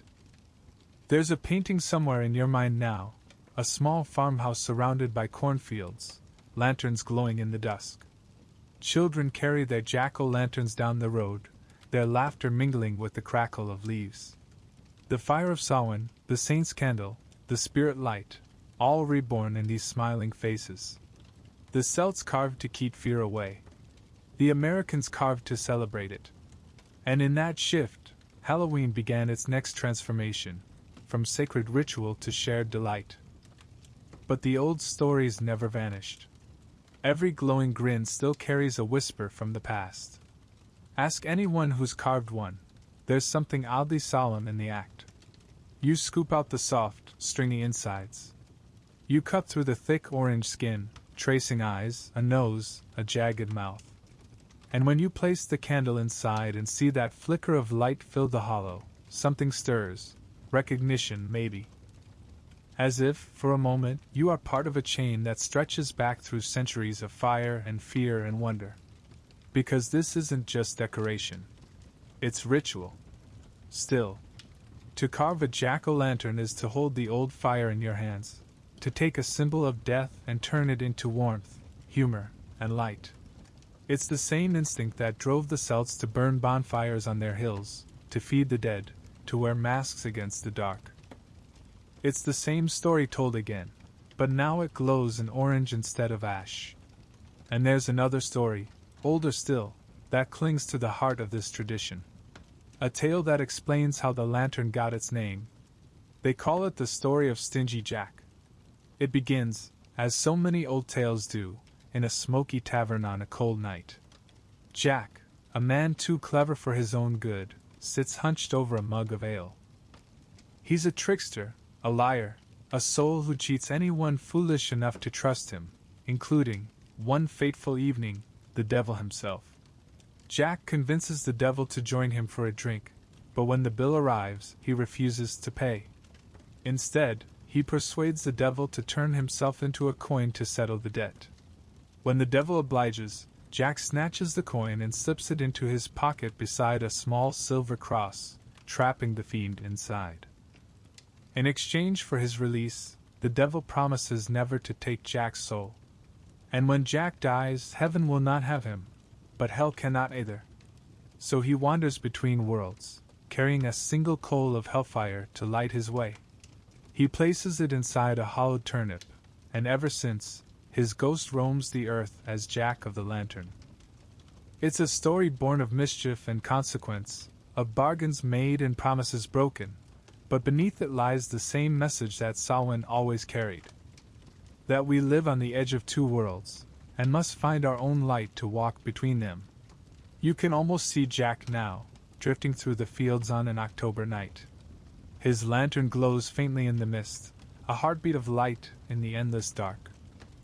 He is both warning and guide, a reminder to respect the night, to keep your fire close, to never forget how thin the veil truly is. And perhaps that's why we still carve his face every year. We've turned his curse into a smile, his loneliness into laughter. Each grinning pumpkin is a little act of redemption, a promise that even the lost can shine. By the late 1800s, the pumpkin had become the unquestioned emblem of Halloween. Magazines printed illustrations of glowing jack-o'-lanterns surrounded by dancing children. Town squares filled with them during autumn festivals. The once humble root had become art, bright, bold, joyful. But its meaning remained the same: protection, remembrance, light in the dark. In every candlelit grin was the echo of ancient fire, the whisper of old prayers. The Celts lit their flames for the spirits. The Christians lit theirs for the saints. And now, in this new world, we light them for ourselves, for wonder, for nostalgia, for the sheer, impossible beauty of a single flame holding back the night. Step closer. The wind has picked up again, carrying the scent of leaves and rain. Lanterns flicker on porches, their carved faces casting long shadows across the street. Some are happy, some fierce, some quietly watching. Each one a storyteller, each one a link in the long chain of human need, the need to make meaning from darkness, to laugh in the face of what we cannot control. And as the night deepens, as the stars appear over this new land, you realize the pumpkin's glow is not just a reflection of harvest or history. It's the memory of fire itself. The flame that has crossed millennia to burn here, still alive, still defiant, still whispering.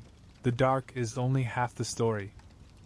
The road ahead is lined with those glowing faces now, a procession of light stretching into the distance. They lead you forward, gently, through the turning leaves and the hum of crickets, toward the next heartbeat of this ancient night. For beyond the pumpkins and the laughter, the old myths still breathe. Stories passed down from one fire to another, from one generation to the next. The tale of Jack of the Lantern is only the beginning. Ahead lies the legend itself, the story of how a man's trick on the devil became the eternal flame at the heart of Halloween. The wind has quieted again. The pumpkins glow softly along the road, their faces swaying with the breeze. Their light feels almost alive now, not the steady shine of electricity, but something older, something that flickers with breath. And if you stand very still, you might imagine that among those hundreds of grinning lanterns, one moves differently. One walks. A faint figure drifts between the lights, a man-shaped shadow with a single, trembling glow in his hand. The air smells faintly of peat and sulfur. Every step he takes leaves no mark on the ground. Every gust of wind seems to carry his sigh. This is Jack, the man who cheated the devil, and paid for it forever. Stories about him have crossed oceans, changed accents, and worn new faces, but the heart of the tale has never cooled. It begins in Ireland, long ago, on a night not unlike this, cold, damp, half-shrouded in fog. A tavern stands at the edge of a village, its windows leaking warm light into the dark. Inside, men crowd around the fire, the air thick with piped smoke and laughter. And there, hunched over a mug of ale, is Jack. No one trusts him, but everyone listens when he talks. He has a grin like a cut across his face, quick hands, and eyes that never quite stop moving. Some call him Jack the Smith, others Jack the Trickster, but most just call him Stingy Jack. He's the sort of man who'd sell his own shadow for a coin, and then find a way to steal it back. And one night, as the story goes, Jack met his match. The tavern door opened on a gust of wind, and in walked a stranger, tall, thin, eyes glinting red behind the smoke. No one spoke. The fire flickered low. Even Jack felt the air shift. He knew at once who the stranger was. The devil, come to collect. Jack, half drunk and half delighted, raised his mug. "Well then," he said, "if you've come for me, at least let me buy you a drink before we go." The devil, amused, agreed. He'd heard of Jack's tricks. He wanted to see them for himself. So they drank, one round, then another. And when it came time to pay, Jack turned his pockets inside out and grinned. "No coin," he said. "You'll have to pay, my fiery friend." The devil frowned. Jack leaned closer, lowering his voice. "Or you could turn yourself into one." And before the devil could think twice, pride answered for him. In a flash, he transformed into a silver coin, warm to the touch, bright as moonlight. Jack snatched it up and dropped it into his pocket, right beside a small silver cross. The devil screamed, trapped. Jack just laughed, the sound sharp and wild. "Seems I've outwitted you," he said. "So here's the deal. I'll let you out, but you'll leave me alone for a year. And when you come again, you won't take my soul." The devil had no choice. He swore the bargain, and Jack opened his hand. The coin burst into flame, and the devil vanished with a hiss. A year passed. Jack went on drinking, lying, and cheating as if nothing had changed. But as autumn returned, so did the devil, waiting for him on the road beneath a harvest moon. "Your time's up," the devil said. Jack smiled. "Is it now? Well, I suppose I'll go with you, but before we do, could you grant me a last request?" The devil, curious, nodded. Jack pointed to an apple tree by the road. "Would you fetch me one? I'm parched, and it's a long way down." With a sigh, the devil climbed the tree, muttering curses under his breath. And while he was up there, Jack took his knife and carved a cross into the trunk. When the devil tried to climb down, he couldn't. The mark burned like fire. Jack laughed until tears ran down his cheeks. "Well, looks like we're at another bargain," he said. 10 years this time. 10 years you'll not claim me." The devil roared with rage, but he swore again. Jack wiped the knife clean and went on his way, grinning into the dark. "But 10 years is a long time for a man like Jack." By the end of it, his luck had run dry. His tricks had earned him enemies, his charm had worn thin, and his body, once quick and clever, had grown tired. One winter's night, walking home from the tavern, his heart simply gave out. He fell into the frost, breath steaming in the air. When he opened his eyes again, he was standing before the gates of heaven. They shone like dawn, endless and pure. But St. Peter shook his head. You lived without kindness, without mercy. You cannot enter here. The gates closed. Jack turned, and there was the devil, waiting in the shadows beyond. Well, Jack said, forcing a grin, I suppose you'll be happy to see me. But the devil only smiled, a slow, terrible smile. I made a promise, he said. Your soul is not mine to take. And with that, he hurled a single ember from the fires of hell at Jack's feet. Light your own path, trickster, for there is no place for you in either realm. So Jack wandered. Through fields and graveyards, through towns and mists and years that never ended.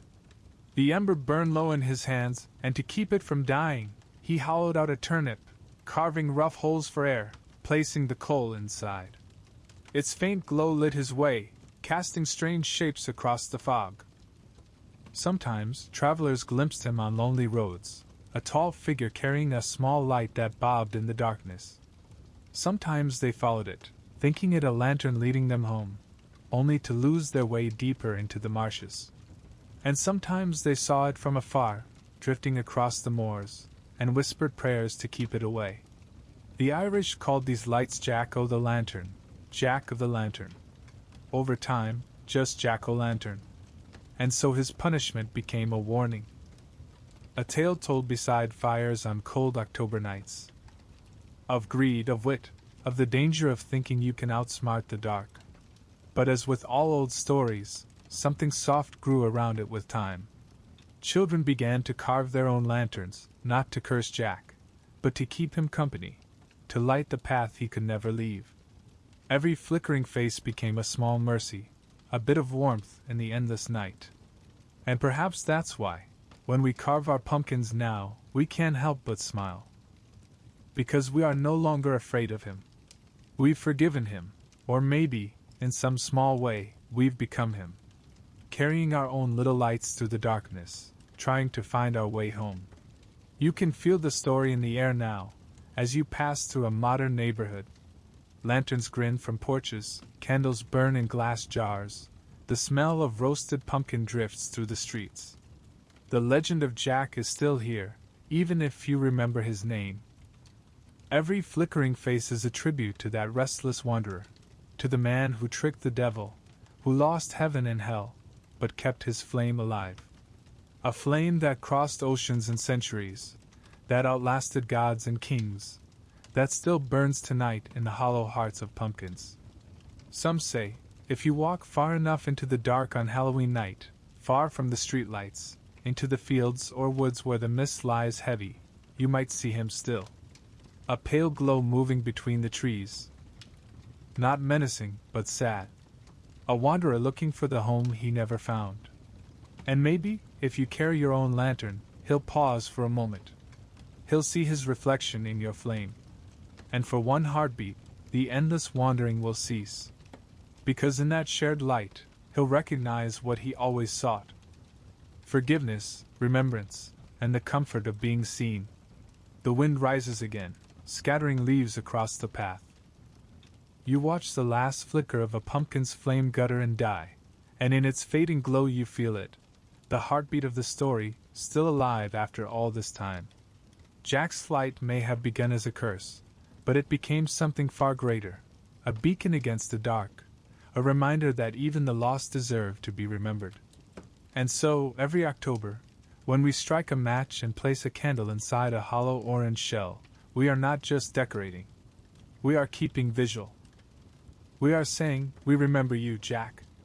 And in that memory, the fire never dies.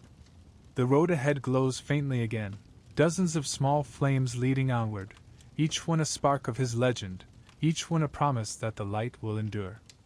And as you follow, the air grows sweeter, the laughter brighter. The night itself begins to change once more, shifting from ghost stories to play, from reverence to joy. Because the old bargains will take one final form. A knock on a door, a gift, a laugh, a game between the living and the spirits they once feared. Where generosity becomes ritual. And every sweet offered in the dark carries the memory of ancient bread left for the dead. The night breathes differently now. The air hums with voices, high, bright, mischievous. Not the whispers of spirits anymore, but the laughter of children. Lanterns grin from every porch, and footsteps scatter down the street like falling leaves. A door opens, a small figure calls out into the warm light. Trick or treat! And just like that, an ancient ritual, once whispered to the dead and blessed by saints, lives again, dressed in laughter and sugar. You can almost hear the echo through time. Because this, too, began with offerings in the dark. Bread for the dead. Milk for the spirits. A kindness exchanged so that the night would pass peacefully. The world has changed, yes. The fires have dimmed, the prayers are spoken in different tongues. But the logic remains the same, an old bargain disguised as play. Feed what wanders, and it will bless you. Ignore it, and it may trick you. The children at your door don't know that their songs and costumes are the modern descendants of that ancient pact. Yet each time they cry, trick or treat, they are reenacting the oldest kind of magic, the exchange between fear and favor, generosity and peace. It began quietly, centuries ago, under other names. On Samhain, the Celts left food at their thresholds to appease wandering souls. When Christianity took root, the custom became souling. Poor travelers went from door to door, offering prayers for the dead in exchange for food, small round cakes marked with crosses, sweetened with honey and spice. The song they sang was half prayer, half charm. Soul, soul, for a soul cake. Pray you, good mistress, a soul cake. 1 for Peter, 2 for Paul, and 3 for him who made us all. Each house that gave an offering gained a blessing for its departed. Each that refused risked a little mischief, a prank, a jest, a small act of reminder that the unseen world did not forget stinginess easily. It was a gentle haunting, wrapped in hospitality. A way to balance fear with kindness. To make peace with what lingered beyond the veil. The centuries turned, and the game changed its mask. By the Middle Ages, young people roamed the streets on All Hallows Eve wearing disguises, mumming, or guising, as they called it, performing songs, rhymes, or small tricks in exchange for food or ale. The spirits had become characters now, ghosts, witches, devils, saints. And the people who played them were not begging, but bargaining, offering entertainment for generosity, humor for hospitality. The old fear was still there, but softened, reshaped into something more human.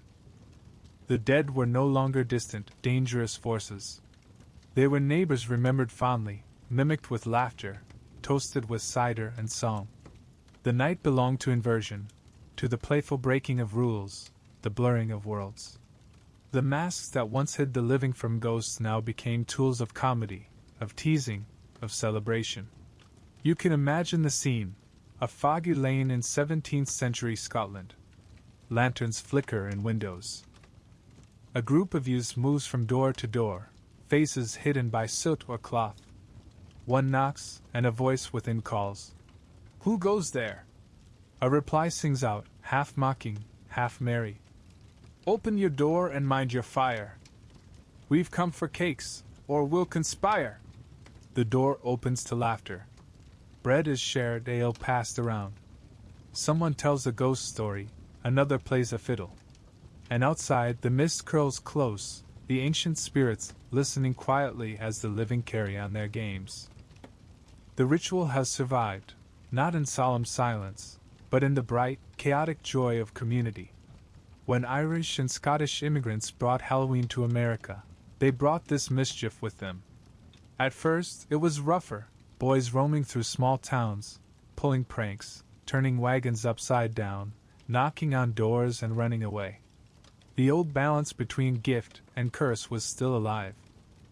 By the late 1800s, American newspapers were already lamenting Halloween hoodlums, warning of broken fences, stolen gates, and hay wagons found on rooftops. It was as if the spirits of Samhain had followed the children across the sea, hiding behind their laughter. And yet, beneath the mischief was the same pulse, the need to test the boundaries between the safe and the strange. A night to be wild without punishment, to flirt with chaos before the winter closed in. Trick or treat was coming, it just hadn't learned its name yet. Then came the turning point, the 1930s, in the heart of America's Great Depression. Communities, tired of vandalism and restlessness, looked for a gentler way to keep the tradition alive. Schools and neighborhoods began organizing parties. Stores sold costumes, witches, skeletons, clowns. Candy companies saw an opportunity and joined the dance. And in the midst of it all, the phrase appeared, simple, playful, perfect. Trick or treat. No one knows exactly who said it first. It bubbled up from the same folk humor that had survived through centuries of firelight and frost. But the meaning was unmistakable. Offer a gift, and you'll be spared a trick. Refuse, and the old chaos, the laughter, the wildness, the hint of the other world, might visit your doorstep instead. A child's joke, yes, but also a living echo of that ancient bargain between light and dark. By the 1950s, Halloween had transformed again.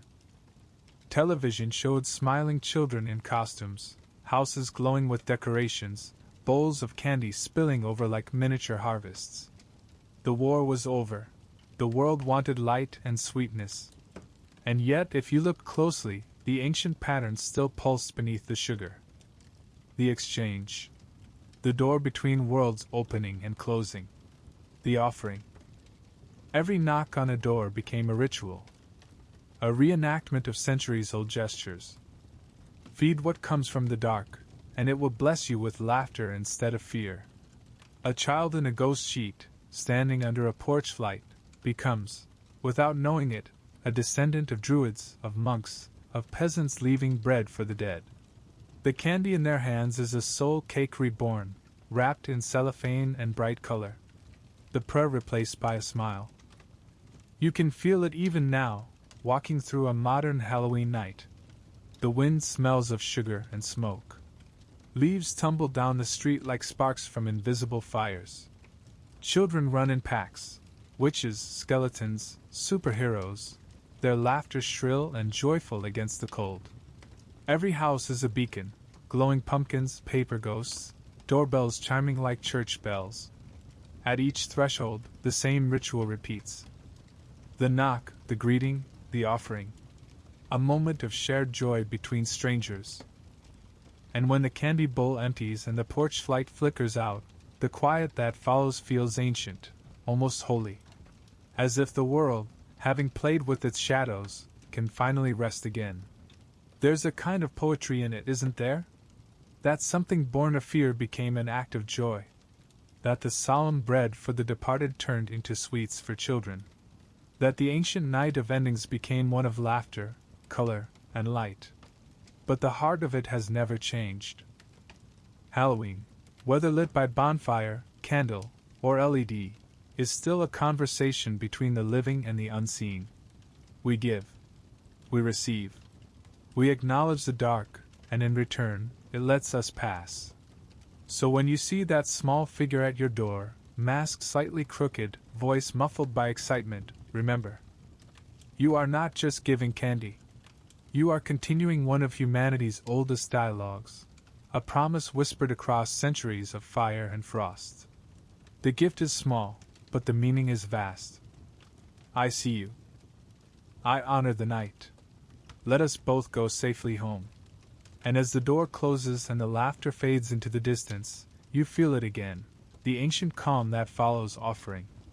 The peace of knowing the night has been fed, and all is well until the wheel turns again. The wind softens. The street grows quiet. Only the soft glow of lanterns remains, smiling from porches, watching the stars. The world feels both full and empty, alive yet deeply still. Halloween's final truth is beginning to show itself now, not in tricks or treats, but in remembrance. Because beneath the laughter and masks, this night has always been about something deeper. The connection between the living and the dead, between what is and what was. The laughter fades. The night grows still again, not empty, but listening. Lanterns flicker low on porches. The candy wrappers rustle faintly in the wind.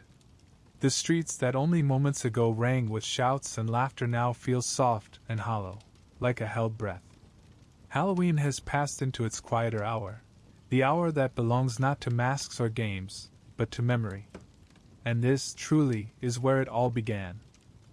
Because beneath the pumpkins and sweets, beneath the pranks and parties, there has always been this.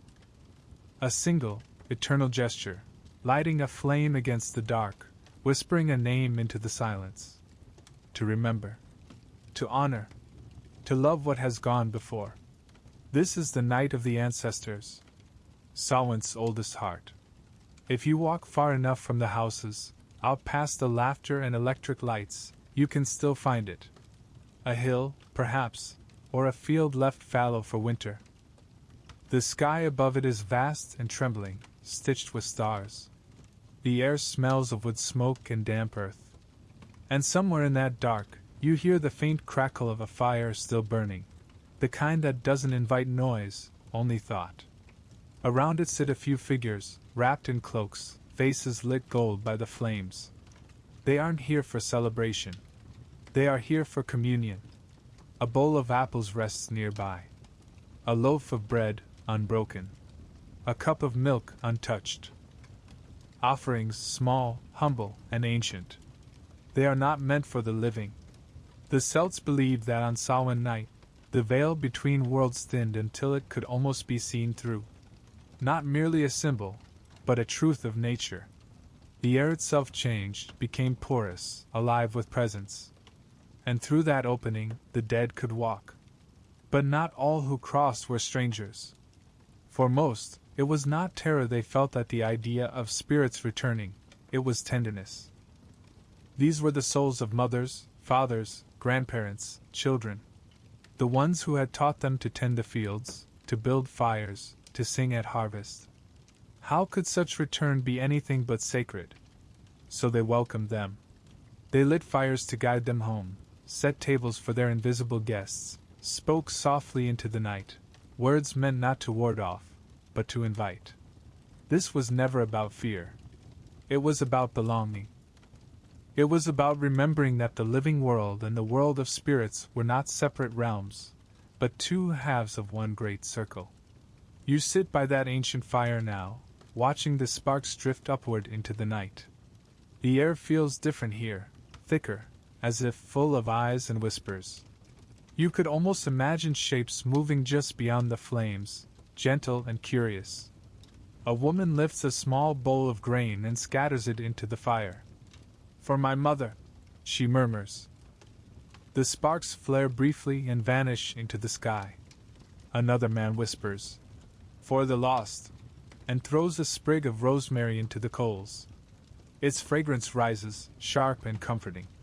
These gestures, quiet, repetitive, timeless, are the true language of the night. Each offering is a bridge, each name a light across the divide. And as the fire burns lower, the silence deepens, filled not with absence, but presence. Even centuries later, when Christianity wrapped this night in its own prayers, when bells tolled for all souls, when candles replaced bonfires, the essence remained. People still gathered in graveyards, leaving flowers, bread, and wine.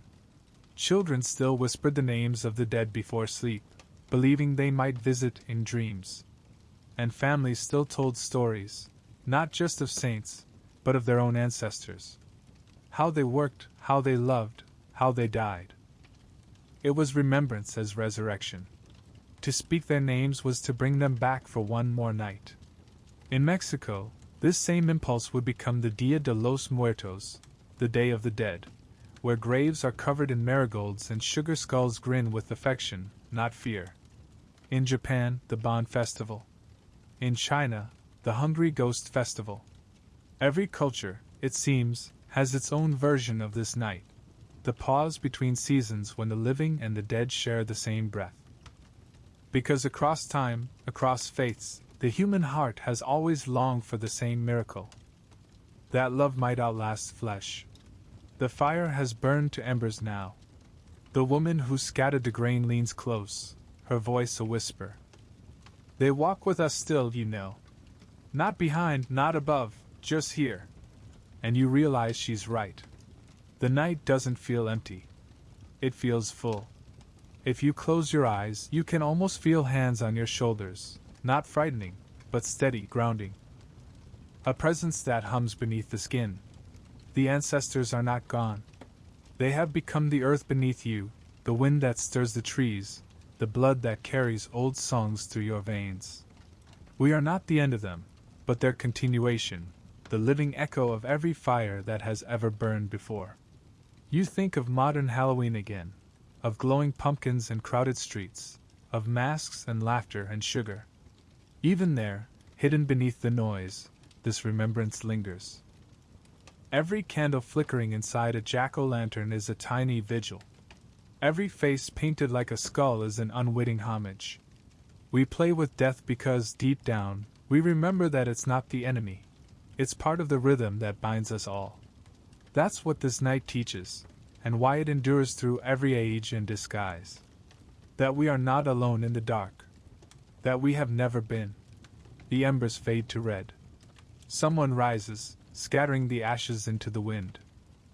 It glows briefly, a handful of fire turning to dust and disappearing into the night. But you know where it goes. Into the soil, into the stars, into the quiet places where memory sleeps. The circle is complete. The living have spoken to the dead, and the dead, in their silence, have answered. Peace settles over the land like a blanket of smoke. Even the wind seems gentler now, as if it has been blessed. Before you leave, you kneel by the fire's last glow and whisper a name, maybe one you've never said aloud before. Someone you miss. Someone you never knew, but who made your existence possible. The word feels strange, powerful, alive. And for a heartbeat, you could swear the darkness answers. Then the night closes around you once more, cool and soft, carrying the smell of ashes and apple smoke. You rise, following the faint path back toward the world of the living. The houses, the laughter, the last flickers of candlelight in windows. Behind you, the hill grows quiet, but its warmth follows in your chest. Because that's what this night gives us. Not fear, not finality, but continuity. The comfort of knowing that death is not the end, it's simply the other half of being alive. And as you walk, the horizon begins to pale, just slightly, with the first hint of dawn. The fire is gone, but its warmth remains, a ghost of heat in the air, a whisper in the blood. You know now that Halloween has never been about monsters or mischief alone. It's always been about this quiet moment. When we pause to honor what came before us. To remember that we, too, will one day be remembered. The veil is thinning again, not to let spirits in, but to let gratitude out. And in that soft, eternal exchange, the night finds its peace. The ancestors fade back into the dark. The living return to their beds. The year exhales, emptying itself into winter. But the fire, the memory, the heartbeat of the old ways, it remains. Dawn hesitates on the edge of the world. The air is still, so still that even the smoke from the dying fires seems to hang motionless, reluctant to rise. You can taste the chill of it, clean, metallic, almost sweet. The night of remembrance has ended, but the darkness hasn't lifted. Not yet. And that is how it should be. Because before light returns, the world must rest in shadow. And that shadow, this soft, enveloping darkness, was never meant to frighten. It was meant to teach. The Celts knew this. They didn't fear the dark half of the year. They respected it. They saw it as necessary, the earth's time of sleep, the soul's time of stillness. Just as the seed must hide in the soil before it can grow, life too needs its season beneath the surface. Darkness wasn't evil. It was potential. It was the moment before creation, the pause before breath. When they lit their Samhain fires, they weren't banishing the dark, they were honoring it, balancing it. They knew that light could only exist if darkness gave it space to shine. You can feel that balance now, walking through the quiet just before dawn. The village lies behind you, its fires gone cold. The hills are veiled in mist. And for the first time all night, there's no laughter, no whispers, no wind. Only the faint, rhythmic sound of your footsteps on frozen earth. It's strange, comforting, even, this silence. As if the world itself is sleeping, and you are walking through its dreams. You stop for a moment, closing your eyes. The dark presses close, but it doesn't smother. It holds. There's weight in it, yes, but also gentleness, like the feeling of being covered by a blanket. This is what they meant by the turning of the year. Not an ending, but a folding inward. A time to listen instead of speak, to tend the inner flame rather than chase the outer one. Samhain, they believed, was not simply the death of the year, it was its renewal through stillness. The sun must die so it can rise again. The fields must sleep before they can bear fruit. Even the soul must pass through shadow to find its way to light. The meaning of darkness was not despair, but transformation. You can almost hear the old songs humming faintly through the fog, the ones that spoke of the cycle of the seasons, the endless circle of birth, decay, and rebirth. They understood that nothing was ever truly lost. Every fire turned to ash, every leaf to soil, every death to life again. Their myths reflected that rhythm. The god Lugh, bright and golden, descending into the underworld to rest. The goddess Danu, who ruled both river and grave, holding the living and the dead in her embrace. Even the druids said the soul did not end, it merely crossed into the other world, waiting for its next rising. To them, the dark half of the year wasn't punishment. It was promise. And perhaps that's what modern Halloween has forgotten, in all its bright chaos, that darkness is not an enemy to be fought, but a companion to be understood. It's why the masks, the ghosts, the skeletons, all those symbols we once feared, have become costumes of joy. We've learned, whether we know it or not, to laugh with the dark instead of hiding from it. Every candle we light, every lantern we carve, every shadow we chase with laughter, it all stems from that ancient understanding.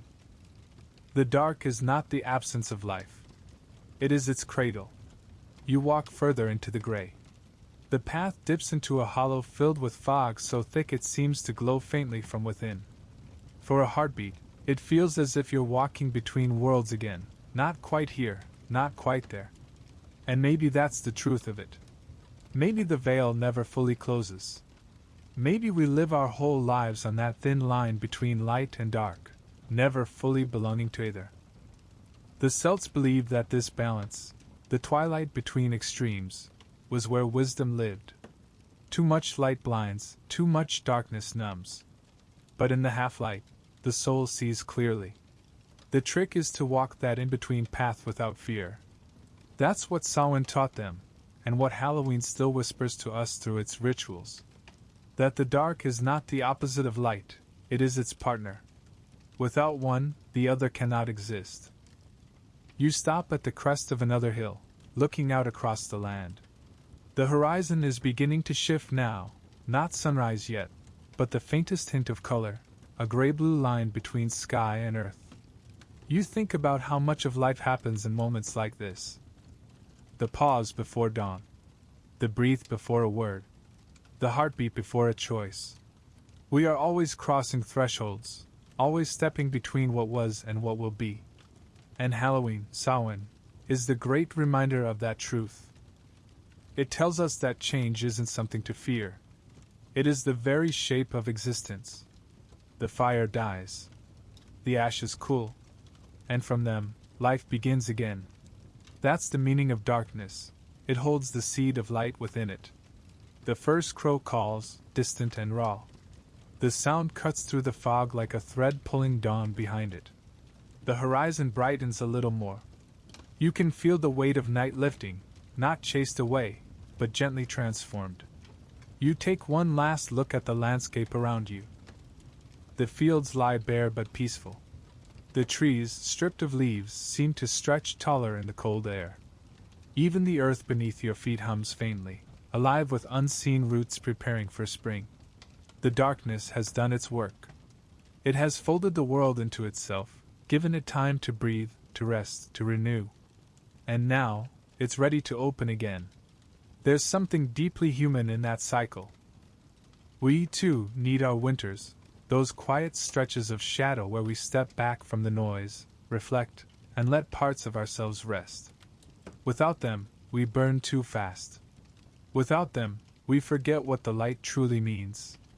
So as the dawn finally begins to bloom across the sky, pink and silver and gold, you find yourself smiling. You understand now what the Celts, the monks, the villagers, and the children of every century have felt in their own way. That the turning of the year is not the end of something, but its renewal through grace. Darkness is not the enemy. It's the teacher that shows us how to see the light. The world exhales. The mist ends. The sun at last rises, pale but certain. It touches the remnants of the old fires, gilds the blackened stones, turns the ashes to sparkles. You feel it on your face, warm, tender, new. The first light of the new year. And as you stand there, bathed in that fragile glow, you realize. This is what Halloween has always been about. Not death, not fear, not even ghosts. But rebirth. Memory. The quiet faith that the flame will always return. You begin to walk again, toward the waking world.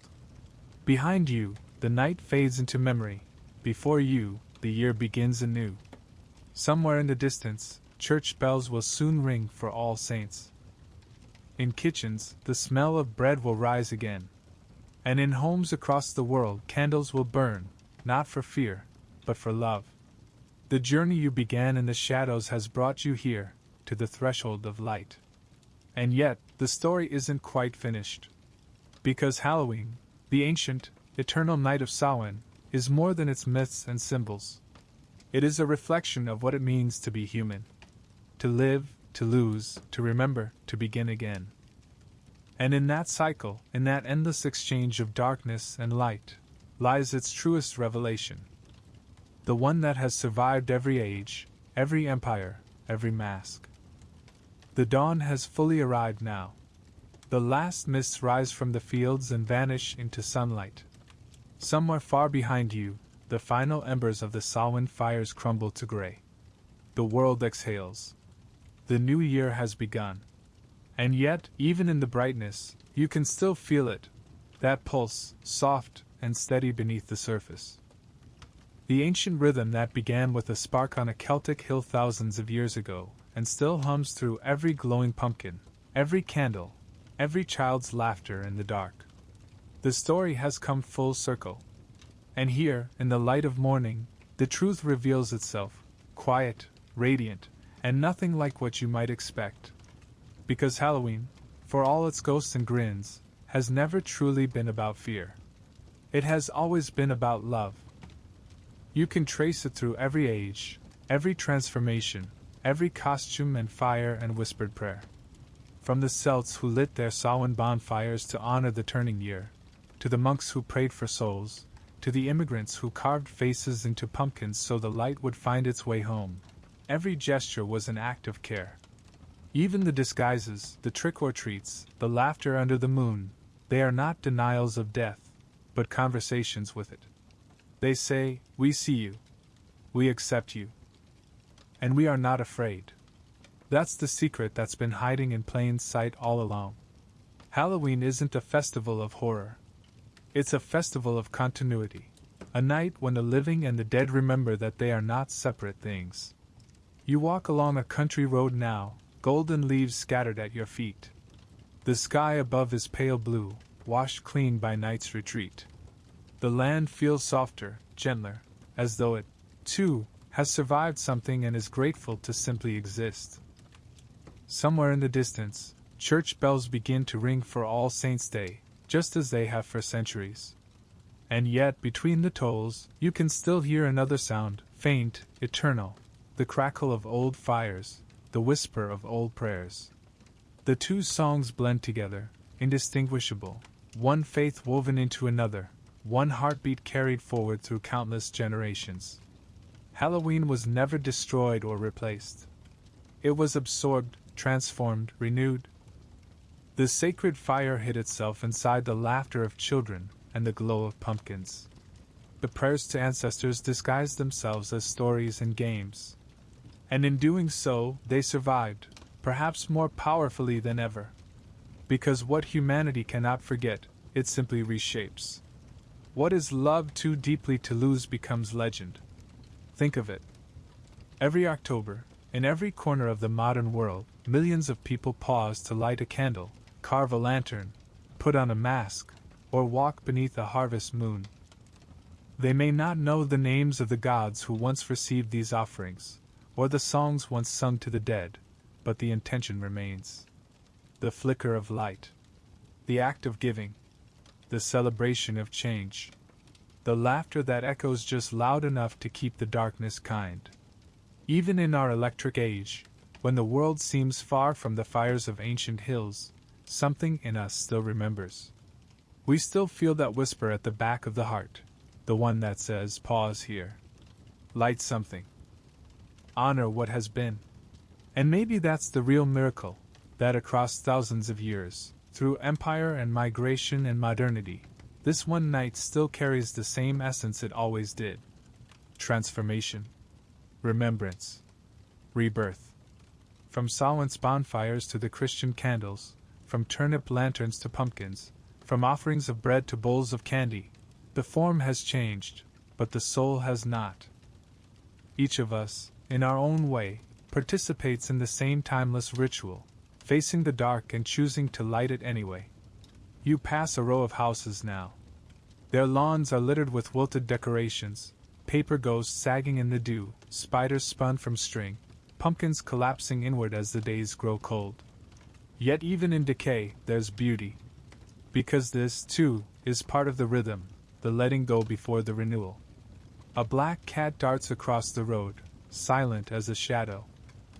Somewhere, a child's forgotten jack-o'-lantern still burns, its candle guttering in the morning light. You stop and watch it for a moment, the flame trembling inside the orange shell.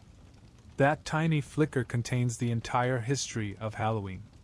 All the fires, all the prayers, all the laughter, the loss, the hope. It's the same flame the Celts lit to protect their homes, the same light the Christians offered for souls, the same spark carried by immigrants across the ocean. It has burned through every transformation, every century, every name.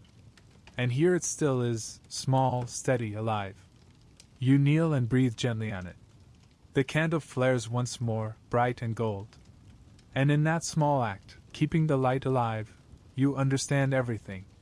That's the shocking truth of Halloween. It was never meant to be about monsters or masks, but about the unbreakable bond between darkness and light. About the way we keep faith, not with gods or ghosts, but with the very act of remembering. To tend the fire. To honor what came before. To welcome what comes next. The world around you seems to glow differently now. The light isn't the enemy of the dark. It rises because of it. The two are not at war. They are lovers in an endless dance, one giving meaning to the other. Without the dark, there is no dawn. Without death, no renewal. Without forgetting, no reason to remember. That's what Halloween has always known, and why it has never truly died. It doesn't belong to one culture or one faith. It belongs to the rhythm of being alive. We move through the same cycle again and again, fear to laughter, death to life, night to morning, and each time, the fire follows us. We are its keepers, its storytellers, its children. The bells fall silent. The sun climbs higher, spilling gold over the fields. You turn once more to look back, to the hills, the mists, the shadows of memory where the journey began. They look smaller now, softer. But you can still see the faint traces of smoke rising into the sky. The fire never went out. It never will. And you realize, as you walk forward into the bright, ordinary day, that you carry a piece of it with you, not in your hands, but in your heart. That small, eternal flame of remembrance and renewal. Every time you light a candle, or laugh at a ghost, or share a story about the past, you feed it. You keep it alive. That's all Halloween has ever asked of you. To remember that the year must die so it can be reborn. That we must let go in order to continue. That in the dance between dark and light, both are sacred. And so the journey ends where it began, with a whisper in the wind, a flicker in the dark, and a question that has followed us across centuries. Do you feel it still? The warmth beneath the chill? The living pulse beneath the mask of night? That is Halloween. Not a night of fear, but a night of faith. Not an ending, but a beginning in disguise. The veil closes now, but only for a time. Soon enough, the wheel will turn again, and the fires will rise once more on the hills. The old songs will be remembered, the laughter will return, and the light will find its way through the dark, as it always has. And as the morning sun breaks fully over the horizon, washing away the last traces of shadow, you feel a quiet peace settle deep within you. A warmth that hums like an ember refusing to die. The flame of Samhain. The heart of Halloween. Still burning. Still alive. And so, as the world brightens and the story fades, may these echoes of the past guide you gently into dreams. For the night is never truly gone. It only sleeps, waiting to wake again, when the fires call it home.